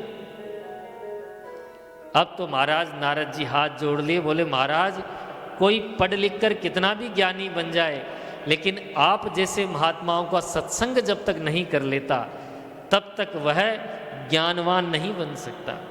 अब तो मैं महाराज आपके ही मुखमंडल से ज्ञान वैराग्य को कथा सुनाऊंगा। बोले तो चलो बद्रीनाथ से हरिद्वार में। बोले क्यों, यहीं कथा सुना दो। तो बद्रीनाथ में कथा तो हो जाएगी, लेकिन श्रोता कहाँ से लाओगे? ये बात उस जमाने की है जब कोई विरला ही बद्रीनाथ में जाता था, और जो चला जाता था वो लौट के मुश्किल आता था। हमारे यहाँ जब बद्रीनाथ की यात्रा पे जाते हैं तो पथवारी पूछ कर जाते हैं, आपके भी पूछते होंगे। पथवारी का मतलब क्या है कि आ जाए तो ठीक, नहीं आए तो भी ठीक, क्योंकि एक तो रास्ता इतना दुर्गम, और इतना दुर्गम रास्ता जाने के बाद वो तो वहाँ सिद्ध हो जाता था, फिर उसको आने की इच्छा ही नहीं करती। तो महाराज बद्रीनाथ में कथा तो हो जाएगी, परंतु श्रोता कहाँ से लाओगे? सुनने वाले भी तो चाहिए 10-20। तो चलो हरिद्वार में। हरिद्वार में क्यों आए? हरिद्वार है हरि का द्वार। ये दहलीज है, दहली। दहली का मतलब होता है जब बाहर भी अंधेरा हो और अंदर भी अंधेरा हो घर में, तो आप दहलीज में दीपक जला दो, बाहर भी उजाला हो जाएगा और अंदर भी उजाला हो जाएगा। तो जैसे ही महात्माओं को पता लगा कि हरिद्वार में कथा हो रही है तो सब दौड़ते दौड़ते आए। तो महाराज जो दौड़ते दौड़ते आए थे उनका नाम तो पोथी में लिख दिया। महात्मा तो खूब आए थे, पर इसका मतलब यह है कि यदि आप घर से दौड़ते दौड़ते आओगे कथा में तो आपका भी नाम किसी दिन पोथी में आ जाएगा। दौड़ने का मतलब यह है, जैसे 12 बजे कथा, कितने 11 बजे कथा चालू होगी तो जल्दी जल्दी आना है। तो उनका नाम आ गया, भृगुर वशिष्ठस्य चमनस्य गौतमो मेता तिथिर्देवल देवरातो योगेश्वरो व्यास पराशरो च छाया सुको जाजलि जन्नु मुख्या। ये इतने महात्मा आ गए। महात्मा तो और भी आए थे, परंतु ये दौड़ के आए थे। सनकादि ऋषि तो कथा बाँच रहे हैं, तो गंगा जी की माटी को इकट्ठा किया और वैसे ही फक्कड़ों की सभा है, तो कोई व्यासपीठ का निर्माण तो करना नहीं है, तो गंगा जी की माटी को इकट्ठा करके व्यासपीठ बना दिया। चारों सनक सनंदन सनातन सनत कुमार व्यासपीठ पर विराजमान हो गए और नारद जी सामने बैठ गए और जो है संत महात्मा सब लाइन लगाकर बैठ गए। तो महाराज श्रोता वक्ता ज्ञान निधि कथा राम के गूढ़, बाँचने वाले भी महात्मा और सुनने वाले भी महात्मा। तो जय शब्दो नमः शब्द शंख शब्दस तथे वच है। पहले दिन की जैसे ही कथा प्रारंभ हुई गंगा जी के तट पर, बोलो गंगे मैया की जय। प्रथम दिन महात्मय हुआ तो श्री सनकादि कहते हैं कि सदा सेव्या श्रीमद् भागवती कथा यस्या श्रवण मात्रेण हरिश्चित्तम समाश्रयेत्। श्रीमद् भागवत की कथा सदा सेव्या, हमेशा सुनने वाली है। ऐसा नहीं कि एक बार सुन लिया, 2 बार 3 बार, बोले मैं तो 5 बार सुनूंगी, मैं 11 बार, मैं 21 बार। सदा सेव्या, इसमें निश्चित संख्या नहीं है। भागवत जी की कथा सदा श्रवण करने वाली है और इससे लाभ क्या होगा? हरिश चित्तम समाश्रयेत, भगवान चित्त में चिपक जाएंगे। ऐसे नहीं कहा कि विराजमान हो जाएंगे, ये चिपक जाएंगे महाराज फेविकोल के मजबूत जोड़ के साथ। आप छुड़ाना भी चाहोगे तो छूटेंगे नहीं। तो महाराज श्री सनकादि कहते हैं कि मानव शरीर पाकर जो व्यक्ति भगवान की कथा नहीं सुनता वह श्वास लेते हुए मुर्दे के समान है। आजन्म मात्रमपि येन कथा न सोता चित्तम विधाय सुख शास्त्र कथा न पीता चांडाल वच्च खरवद्वत तेन नीतम मिथ्या स्वजन्म जननी जनि दुख भाजा। चांडाल के समान है, गधे के समान है और खरवद्व तेन नीतम सुअर के समान है। नारद जी कहते हैं महाराज गाली क्यों दे रहे हो?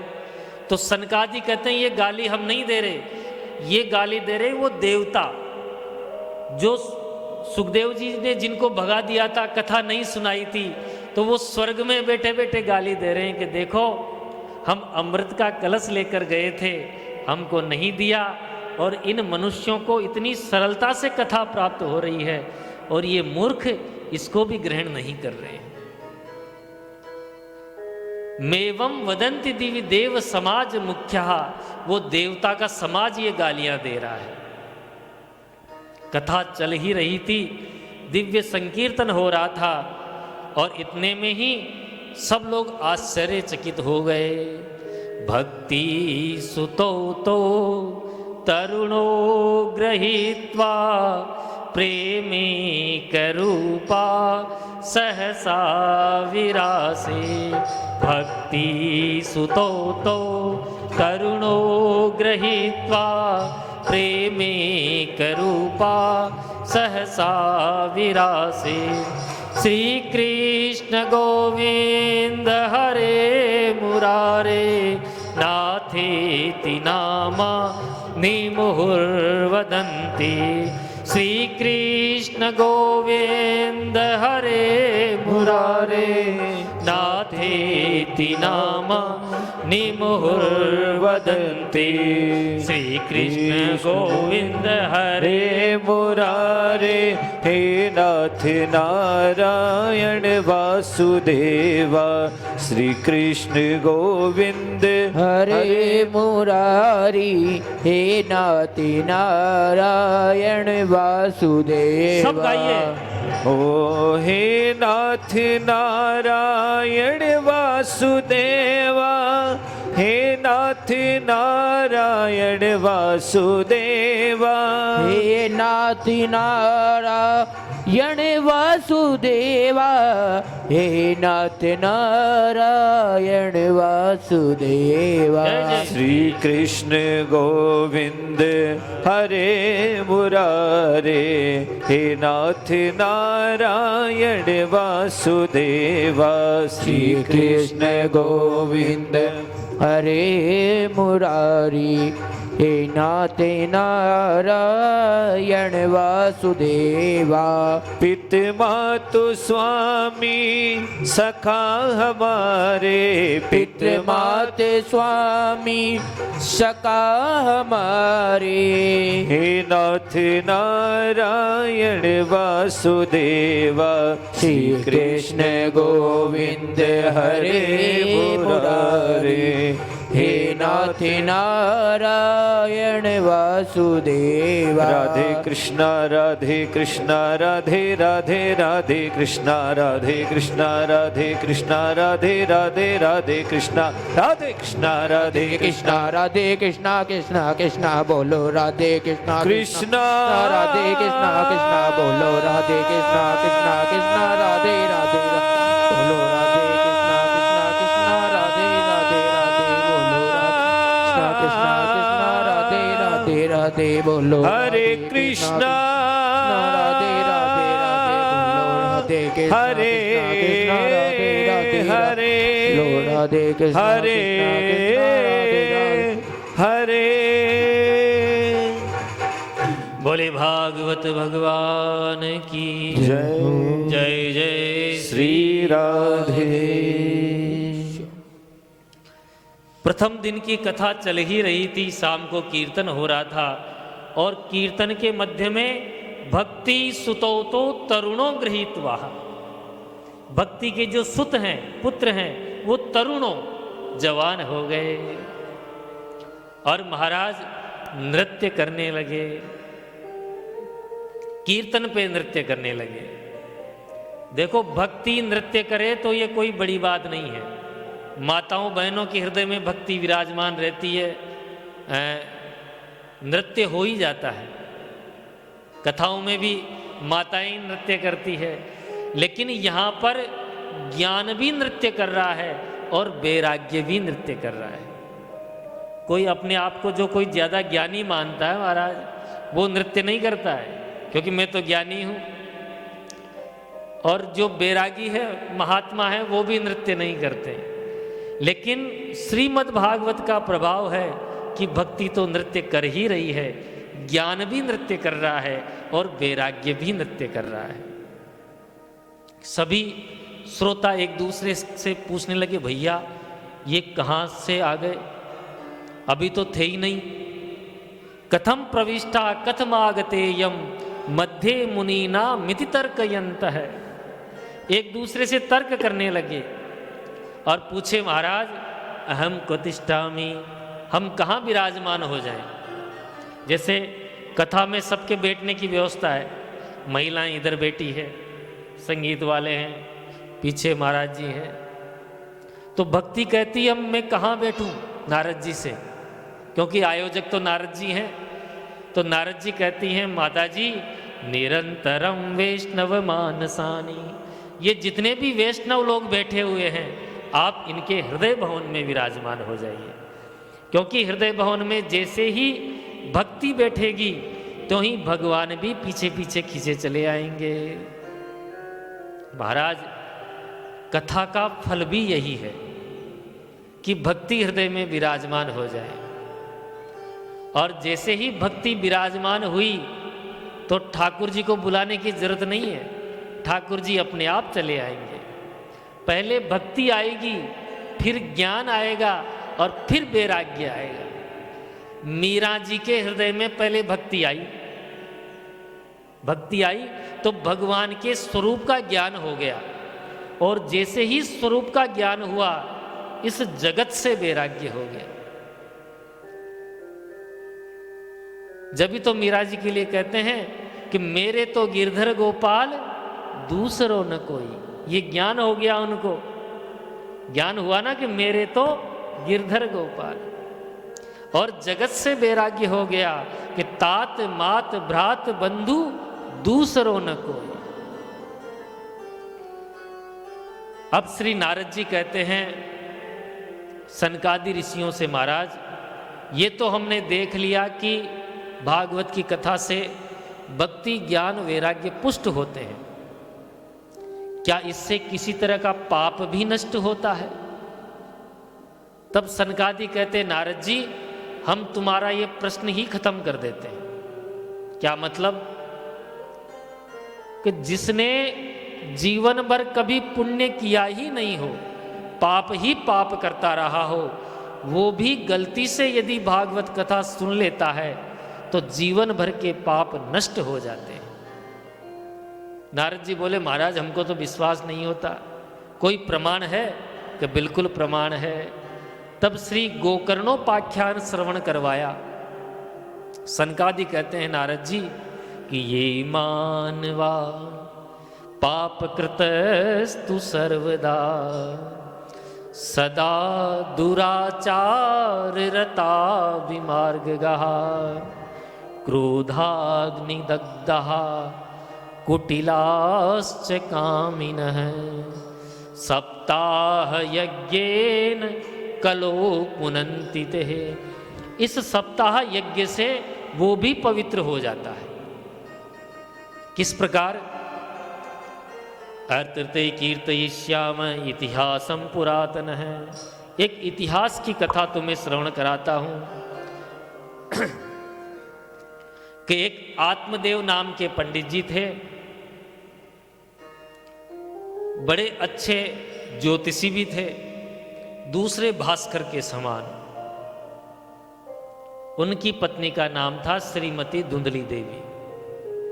पंडित जी जितने अच्छे, पत्नी उतनी खूंखार। जब तक पड़ोस में कोई लाठी दंगे नहीं करा देती तब तक तो उसका भोजन ही हजम नहीं होता। और पंडित जी इतने सीधे साधे कि ऐसी स्त्री के साथ भी अपना जीवन निर्वाह कर रहे थे। कोई कमी नहीं पंडित जी के घर में, लेकिन एक ही कमी कि कोई संतान नहीं है। एक दिन इतने दुखी हुए पंडित जी कि आत्महत्या करने के लिए जंगल में चले गए। एक पेड़ के नीचे बैठकर रो रहे थे। एक महात्मा उधर से आते हुए दिखाई दिए। महात्मा ने सोचा कि जरूर ये पंडित जी भगवान की प्राप्ति के लिए जंगल में आए हैं, तपस्या करने के लिए, तो इनका कुछ दिशा निर्देश देना चाहिए, मार्गदर्शन करना चाहिए। तो महात्मा जी आए और कारण पूछा, कथम रोदिसी विप्रत्वम काते चिंता बलीयसी वदत्वम सत्वरम मह्यम स्वस्य दुखस्य कारणम। अपने दुख का कारण बताओ। तब पंडित जी ने महात्मा जी से कहा, महाराज मैं अपने दुख का कारण आपको क्या कहूं? अरे जब अपने पितरों को जल देता हूं तो उस अंजलि का जल गर्म हो जाता है, इतने आंसू निकलते हैं मेरे और उस अंजलि में आ जाते हैं कि मैं तो अपने पूर्वजों को जलदान कर रहा हूं, तर्पण कर रहा हूं, लेकिन मेरे पीछे कौन करेगा? मेरा तो वंश ही नष्ट हो रहा है, समाप्त हो गया, मेरे कोई पुत्र नहीं है।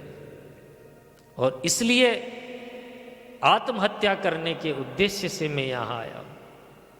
महात्मा जी ने सोचा कि मैंने तो विचार किया था कि ये भगवान को प्राप्त करने के लिए आया है और ये आया है बेटा बेटा करने के लिए, लेकिन फिर भी इसका मार्गदर्शन तो करना चाहिए।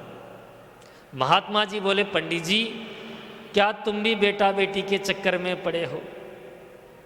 अरे सुअर कुत्ता बिल्ली के देखो 10-10 20-20 बेटा बेटी होते हैं, क्या उनका कल्याण हुआ? राजा अंग का नाम सुना है तुमने? बहुत धर्मात्मा महात्मा थे, राजा थे धर्मात्मा। उनके एक बेटा हो गया बेन, इतना दुष्ट कि उस बेटे के आतंक से राज्य में ही किसी गुफा में छिपना पड़ गया उनको। तो बेटा हो जाएगा, इसके बाद तुम सुखी हो जाओगे, इसकी कोई गारंटी नहीं है। अरे महाराज महात्मा बन जाओ, फिर देखो आनंद, सब संत सुखी विचरंत मही।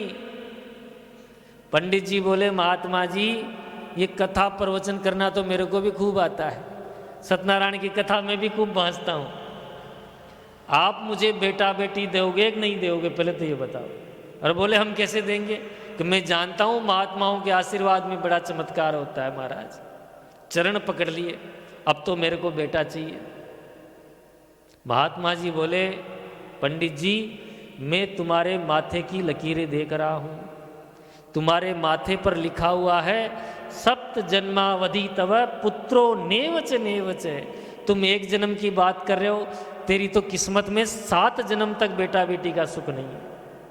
अब तो महाराज पंडित जी दहाड़े मार कर रोने लगे, महाराज मैं तो 1 जन्म के लिए रो रहा था, आपने तो मेरे दुख को 7 गुना बढ़ा दिया। अब तो मैं आपके चरणों में ही माथा पटक कर मरूंगा। तो इतनी जोरदार माथा पटका महात्मा के चरणों में। महात्मा जी बोले पंडित जी मर जाओगे। बोले मरने तो मैं आया ही था, अब तो आपके चरणों में मरूंगा और ब्रह्म हत्या का पाप आपके लगेगा। महात्मा बोले पंडित जी ऐसा अन्याय मत करो, जब तुम्हारी किस्मत में बेटा बेटी का सुख है ही नहीं तो मैं कैसे दे सकता हूँ। बोले मैं जानता हूँ महात्माओं की कृपा में बड़ा चमत्कार होता है। महात्मा जी समझ गए ये ऐसे मानने वाला नहीं है, तो अपने झोले में से एक फल निकाला और पंडित जी को दिया। पंडित जी जाओ इसको अपनी पत्नी को खिला देना, भगवान ने चाहा तो तुम्हारे घर भी किलकारियां गूंजेगी। पंडित जी ने फल लिया, माथे के लगाया, बस बस महाराज अपना काम हो गया। पंडित जी दौड़े दौड़े आए और पंडितानी को दिया कि देखो मैं तुम्हारे लिए क्या लाया हूँ। पंडितानी जी अंदर से निकल के आई, बोले आज तो जरूर 9 लखा हार लाए होंगे। हैं आकर देखा कि ये क्या लाया हो, कि ये फल लाया हो।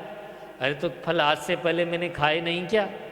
बोले देवी जी ये कोई ऐसा वैसा फल नहीं है, महात्मा की प्रसादी है, इसको पालो जरूर तुम्हारे भी बेटा हो जाएगा।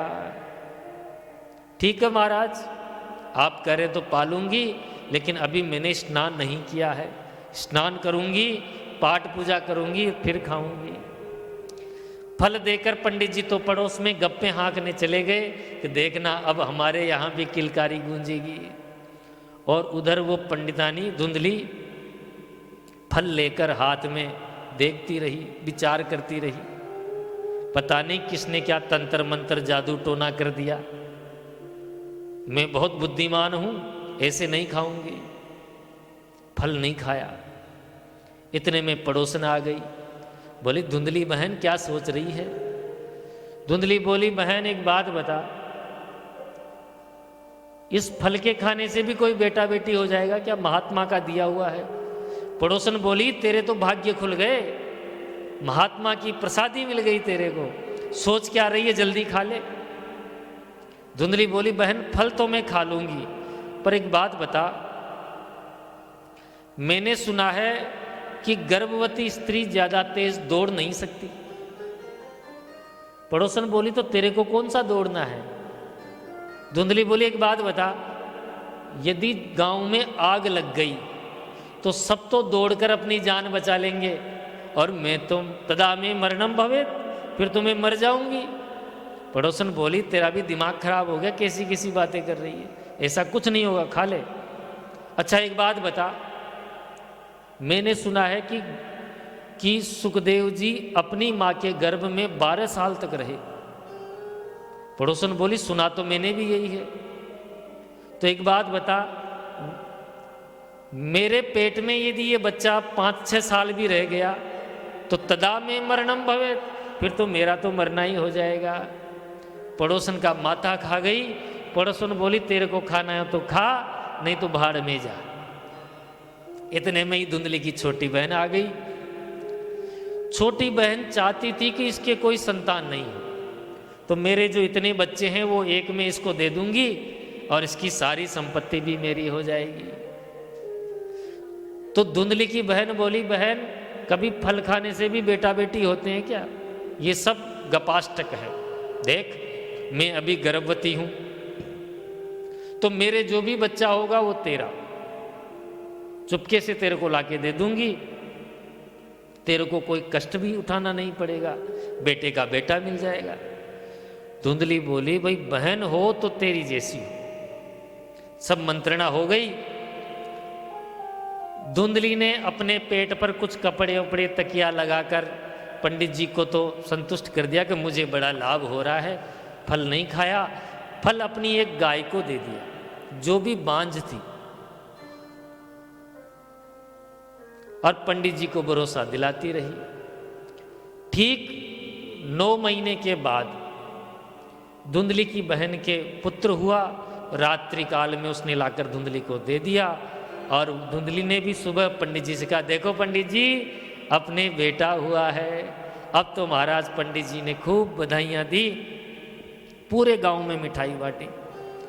और त्रिमासे निर्गते चाहे साधेनु सुस्वेर भकम, ठीक उसके 3 महीने बाद में जिस गाय को वो फल खिलाया था, उसने भी महाराज मानव पुत्र को जन्म दिया। केवल कान उसके गाय के जैसे, बाकी पूरा मानव पुत्र। गांव वालों ने कहा, पंडित जी भगवान जब देता है तो छप्पर फाड़ कर देता है। देखो कहाँ एक बेटा नहीं था, और आज गाय ने भी मानव पुत्र को जन्म दिया है। धीरे धीरे महाराज दोनों बड़े हुए, नामकरण संस्कार हुआ तो गाय के बेटे के कान जो है गाय के जैसे, तो उसका नाम हुआ गोकर्ण जी महाराज।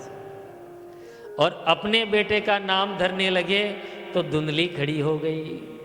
देखो 9 महीना कष्ट मैंने झेले हैं, तो नाम भी मैं ही रखूंगी। पंडित जी बोले, तू रख ले।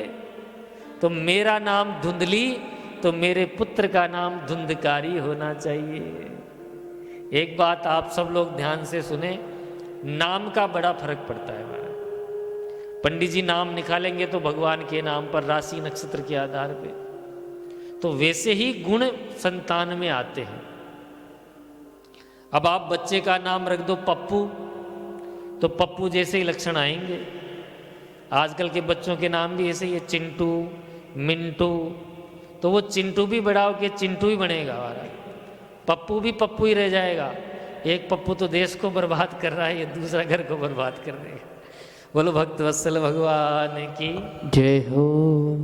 मेरा किसी व्यक्ति विशेष पे आक्षेप नहीं है। तो कहने का तात्पर्य है कि बच्चों के नाम हिसाब से रखने चाहिए। तो महाराज जैसा नाम वैसा काम। धीरे धीरे दोनों बच्चे बड़े हुए, दोनों का नाम हुआ, दोनों प्रसिद्ध हुए। एक कुख्यात हुआ और एक विख्यात हुआ। धुंधकारी तो हो गया कुख्यात, और महाराज गोकर्ण जी महाराज विख्यात। जिधर से भी गोकर्ण जी जाते, उधर से सब उनके चरण स्पर्श करने के लिए दौड़ते, और जिधर भी धुंधकारी जाता सब गेट बंद कर लेते, पता नहीं क्या चीज उठा ले जाए। धुंधकारी के डर के मारे गोकर्णो पंडितो ज्ञानी धुंधकारी महाखल है। एक दिन अपने पुत्र से इतने परेशान हो गए आत्मदेव जी महाराज कि आत्महत्या करने के लिए चल दी, क्योंकि इतनी शिकायतें आती है। गोकर्ण जी ने देख लिया कि पिताजी आत्महत्या करने जा रहे हैं, तो रास्ते में ही हाथ पकड़ लिया। बोले, पिताजी एक बात बताओ, इस संसार में सुखी कौन है?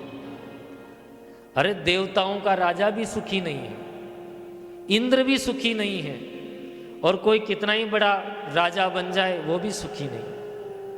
न चेन्द्रस्य सुखम किंचिद न सुखम चक्रवर्ती न है सुखमस्ति विरक्तस्य। कौन सुखी है? केवल जो विरक्त हो गया, जो महात्मा बन गया। श्री आत्मदेव जी कहते हैं, बेटा यही बात एक दिन एक पंडित जी महात्मा जी ने मुझे समझाई थी, लेकिन तब समझ में नहीं आई, आज समझ में आ गई। सब कुछ छोड़ छाड़ के आत्मदेव जी जंगल में चले गए और भागवत जी का पारायण करते हुए अंत में मोक्ष को प्राप्त किया। उधर धुंधकारी ने देखा कि पिताजी तो जंगल में चले गए, माताजी को पकड़ लिया। माताजी बताओ धन कहाँ रखा है? माताजी बोली बेटा तूने छोड़ा ही कहाँ है, घर के बर्तन तक तो बेच आया। बोले धन चाहिए मुझे, नहीं तो पिटूंगा मैं तुमको। तो वो धुंधली देवी भी एक दिन रात्रि को गई और अंधे कुएं में जाकर तदा में मरणम भवेत, अंधे कुएं में जाकर मर गई। पिताजी चले गए जंगल में, माताजी कुएं में गिरकर मर गई। अब गोकर्ण जी ने सोचा कि अपना नंबर आएगा, तो वो भी तीर्थ यात्रा करने चले गए। घर सूना, धुंधकारी बाजार से 5 वेश्याओं को ले आया। अब घर के अंदर उन्हीं का पालन पोषण करता। एक दिन वेश्याओं ने देखा कि ये रोज चोरी करता है, किसी दिन पकड़ में आएगा तो अपना भी नंबर आएगा। इसके पास बहुत सारा माल इकट्ठा हो गया, ये माल को ले और इसको ठिकाने लगाओ। तो एक दिन इसको मदिरा पिलाकर खाट पर लेटा दिया, हाथ पैर बांध दिए और गला दबा दिया। ये चिल्लाने लगा तो जलते हुए कोयले इसके मुंह में ठूंस दिए, अब आवाज़ भी नहीं निकले। तो महाराज इसका भी गोविंदाय नमो नमः है। तप्तांगार समूहास्य तन मुके ही विचिक्षिपुहु, जलते हुए कोयले इसके मुंह में डाल दिए और वहीं गड्ढा खोद कर गाड़ दिया। वेश्याएं सारा धन लेकर चली गई। उधर गोकर्ण जी ने जब ये सुना तो गया जी में श्राद्ध करवाए, लौट कर घर को आए। रात को जैसे ही घर में रुके तो महाराज अर्धरात्रि को एक भयंकर प्रेत दिखाई दिया। संभल कर बैठ गए गोकर्ण जी, अपने कमंडलू में से जल लिया, अभिमंत्रित किया और उस प्रेत के ऊपर छोड़ दिया। तब प्रेत के अंदर वाणी आ गई, यानी बोलने की शक्ति आ गई। गोकर्ण जी ने पूछा भैया कौन हो तुम? तब प्रेत बोलता है कि अहम भ्राता त्वदीयोस्मि धुंधकारी इति नामत है, मैं तुम्हारा ही छोटा भाई, बड़ा भाई धुंधकारी हूं। तो भैया प्रेत कैसे बन गए? मैंने तो तुम्हारे लिए गया जी में श्राद्ध भी किया है। धुंधकारी बोला गया पिंड सतेनापि, 100 बार श्राद्ध कर तर्पण कर दोगे तो भी मेरा मोक्ष नहीं होगा, मैं 1 नंबर का प्रेत हूं। तो कैसे होगा? कि वो तो आप देखो, आप पंडित जी हो। गोकर्ण जी बोले अभी तो तुम जाओ, सुबह देखते हैं। सुबह सबको बुलाया लेकिन कोई नतीजा नहीं निकला। तो फिर अपने गुरु सूर्य भगवान से प्रार्थना की तो सूर्य भगवान ने आकाशवाणी हुई कि श्रीमद् भागवतान मुक्ति सप्ताहन वाचनम कुरुहु। हे गोकर्ण, अपने भाई की मुक्ति के लिए श्रीमद् भागवत सप्ताह कथा का आयोजन करो। तो महाराज आषाढ़ महीने की शुक्ल पक्ष की 9वीं तिथि से पूर्णिमा तक श्रीमद् भागवत कथा का आयोजन हुआ। धुंधकारी भी एक 7 गांठ के पोले बांस में आकर, वायु के रूप में आकर विराजमान हो गया और वायु रूप में कथा सुनने लगा। एक दिन की कथा होती, एक ग्रंथि चिटक जाती, दूसरी ग्रंथि। 7 दिन जैसे ही कथा पूरी हुई वो 7 ग्रंथि चिटक गई और महाराज दिव्य रूप धरो जाता है, तुलसी दाम मंडित है। बिल्कुल दिव्य रूप में, गले में तुलसी की माला, पीतांबर पहने हुए, एकदम चमकते हुए शरीर का दिव्य पुरुष प्रकट हो गया। गोकर्ण जी पूछे भैया कौन हो तुम? बोले मैं ही तुम्हारा भाई धुंधकारी हूं। धुंधकारी कहता है धन्याम भागवती व्राता प्रेत पीड़ा विनाशिनी, धन्य है ये भागवत की कथा जो मुझे प्रेत की बाधा से निवारण करा दिया। धुंधकारी कहता है कि हम जो भोजन सुबह बनता है वो शाम को बूझ जाता है। गर्मियों के दिनों में देखो उसमें फफूंद आ जाती है, तो ऐसे ही भोजन से तो हमारा ये शरीर बना है, तो ऐसे शरीर का हम अभिमान करते हैं। बुदबुदा इव तो येसु मस्का इव जंतुसु, खूब तारीफ करी। उसी समय भगवान के पार्षद विमान लेकर आ गए। धुंधकारी उस विमान में बैठने लगा तो श्री गोकर्ण जी ने पूछा पार्षदों से, भैया कथा तो सबने सुनी है, ये विमान एक ही क्यों लाए? तो पार्षद कहते हैं कि कथा सबने सुनी है, लेकिन जो मुक्ति के उद्देश्य से कथा सुनी वो केवल धुंधकारी ने सुनी है। और तो कुछ लोग टाइम पास करने 3 घंटे घर पे बैठे रहेंगे, यहाँ बैठ जाएं, लेकिन मुक्ति की कामना से सिर्फ धुंधकारी ने सुनी। प्रणाम करके चले गए भगवान के पार्षद। अब जो और सब श्रोता थे वो सब निराश हो गए, बोले हम क्या करें। गोकर्ण जी कहते निराश मत हो, भगवान का दास कभी नहीं हो निराश। अगले महीने में, श्रावण के महीने में फिर कथा का आयोजन किया। अब की बार सब श्रोता सावधान होकर बैठ गए, क्योंकि भैया अब की बार चूक गए तो आगे अवसर नहीं मिलेगा। तो जैसे ही 7 दिन की कथा पूरी हुई, जितने श्रोता उतने विमान आ गए। बोले भागवत भगवान की जय हो। जिस प्रकार भगवान श्री राम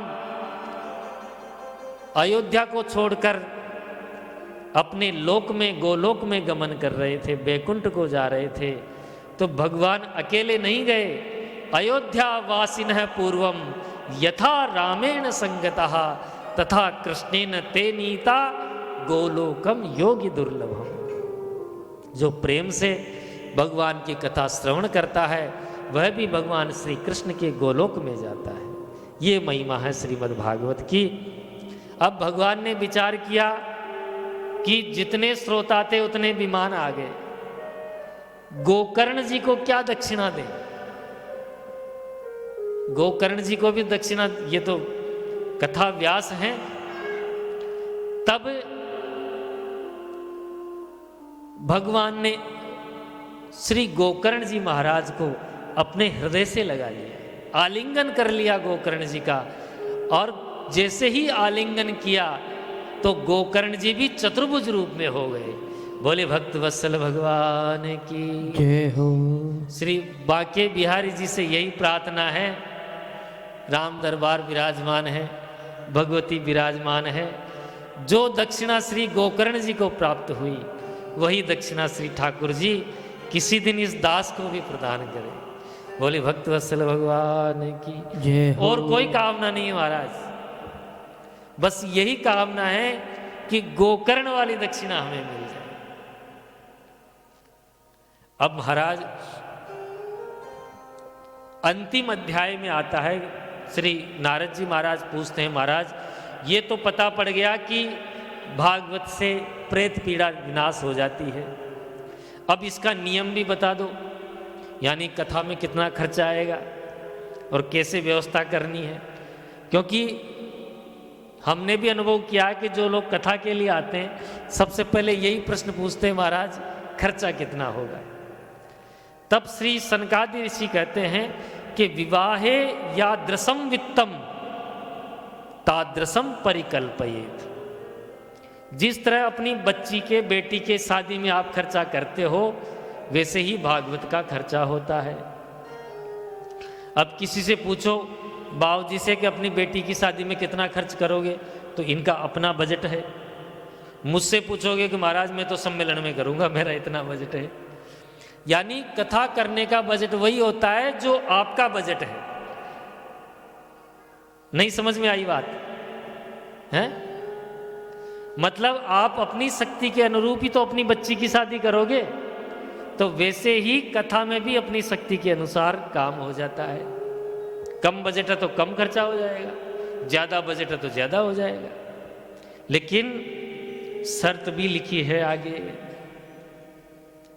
शर्त क्या है कि वक्ता कैसा होना चाहिए। महाराज जी वक्ता के लक्षण लिखे हैं, हम अपने मन से नहीं कह रहे हैं। आपके पास पोथी है, 6ठे अध्याय में लिखा हुआ है कैसा वक्ता होना चाहिए। विरक्तो वैष्णवो विप्रो वेद शास्त्र विशुद्धिकृत।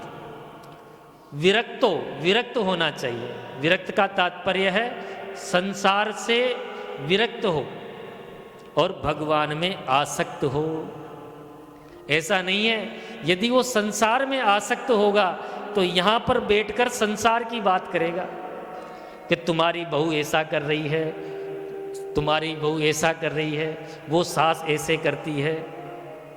टीवी में भी देखते हो आजकल एक कथावाचक खूब चल रहे हैं जो घर गृहस्थी की बातें खूब करते हैं, नाम नहीं लेंगे, समझ जाओ, लिपापोती करके बैठते हैं खूब।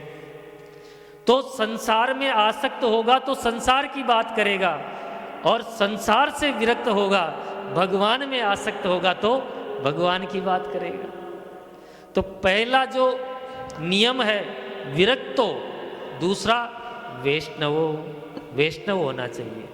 वैष्णव का तात्पर्य किसी गुरु परंपरा से प्राप्त होना चाहिए। ऐसा नहीं है मनमुखी हो जाए, रामपाल का चेला हो जाए, हैं? गुरु परंपरा से प्राप्त शिष्य गुरु परंपरा से प्राप्त होना चाहिए, वैष्णव होना चाहिए। माथे पर तिलक, गले में तुलसी की माला, यज्ञोपवीत, भगवान का भजन करने वाला, उसे कहते हैं वैष्णव। और तीसरा आता है विप्र, ब्राह्मण होना चाहिए। ये सबसे बड़ा है। देखो ब्राह्मण में और विप्र में भेद होता है महाराज। ब्राह्मण तो होता है जन्म से, ब्राह्मण पिता ब्राह्मण माता की जो संतान होगा वो ब्राह्मण होगा, लेकिन विप्र नहीं होगा। विप्र कब होगा? जब उसका जनेऊ संस्कार हो जाएगा, उसको वेद पाठ की अनुमति मिल जाएगी, वेद पाठ, तो विप्र हो जाएगा।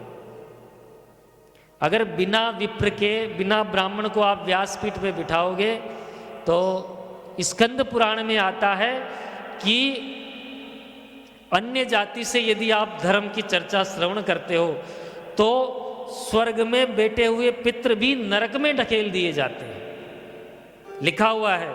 आप कहोगे, हमने अंडरलाइन लगा रखी है उसको, आप कहोगे तो हम दिखा सकते हैं महाराज। यदि ब्राह्मण नहीं होगा और आप उससे कथा श्रवण कर रहे हो तो स्वर्ग में बैठे हुए पितृ भी नरक में ढकेल दिए जाएंगे। अपने मन से नहीं कह रहे हमारे, पोथी में लिखा हुआ। तो विरक्तो वैष्णवो विप्रो, वेद शास्त्र विशुद्धिकृत, दृष्टांत कुशलो धीरो, वक्ता कार्यो तिनिस्प्रहा, आदि लक्षण बताए। और महाराज मुख्यतया तो 5 ब्राह्मणों का वर्णन करना चाहिए ताकि कथा के बीच में विघ्न नहीं आए, और कथा के अंत में खूब कीर्तन करना चाहिए। जो ही कथा पूरी हो दिन की, खूब कीर्तन करना चाहिए। कीर्तन क्यों करना चाहिए? पाप के पंछी आकर बैठ जाते हैं। नींद आती है ना, सुस्ती, तो वो सुस्ती पाप के पंछी हैं। ताली बजाओगे तो खेत से पक्षी उड़ जाते हैं, आप ताली बजाओगे तो पाप के पंछी उड़ जाएंगे। उड़कर कहाँ जाएंगे? जो ताली नहीं बजाएगा। तो जैसे ही कीर्तन का नाम आया तो महाराज सभा के बीचों बीच प्रहलाद जी करताल ले लिए, उद्धव जी ने झांझ ले ली, नारद जी ने वीणा ले ली, अर्जुन ने राग लापना चालू कर दिया, इंद्र ने मृदंग दिया। आइए प्रेम से कीर्तन करते हैं। और महाराज आज की कथा का यहीं विराम। कल ठीक 11 बजे कथा चालू होगी। और आप सब लोग देखो, LIC एजेंट होता है ना, LIC एजेंट, वो जितनी पॉलिसी करता है उतना उसका कमीशन आता है।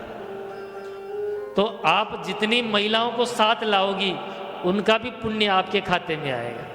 इसलिए आज यहाँ से शपथ लेके जाओ, 5-5 महिलाओं को तो लाना ही लाना, जबरदस्ती लाना है। बोलो भक्तवत्सल भगवान की जय हो।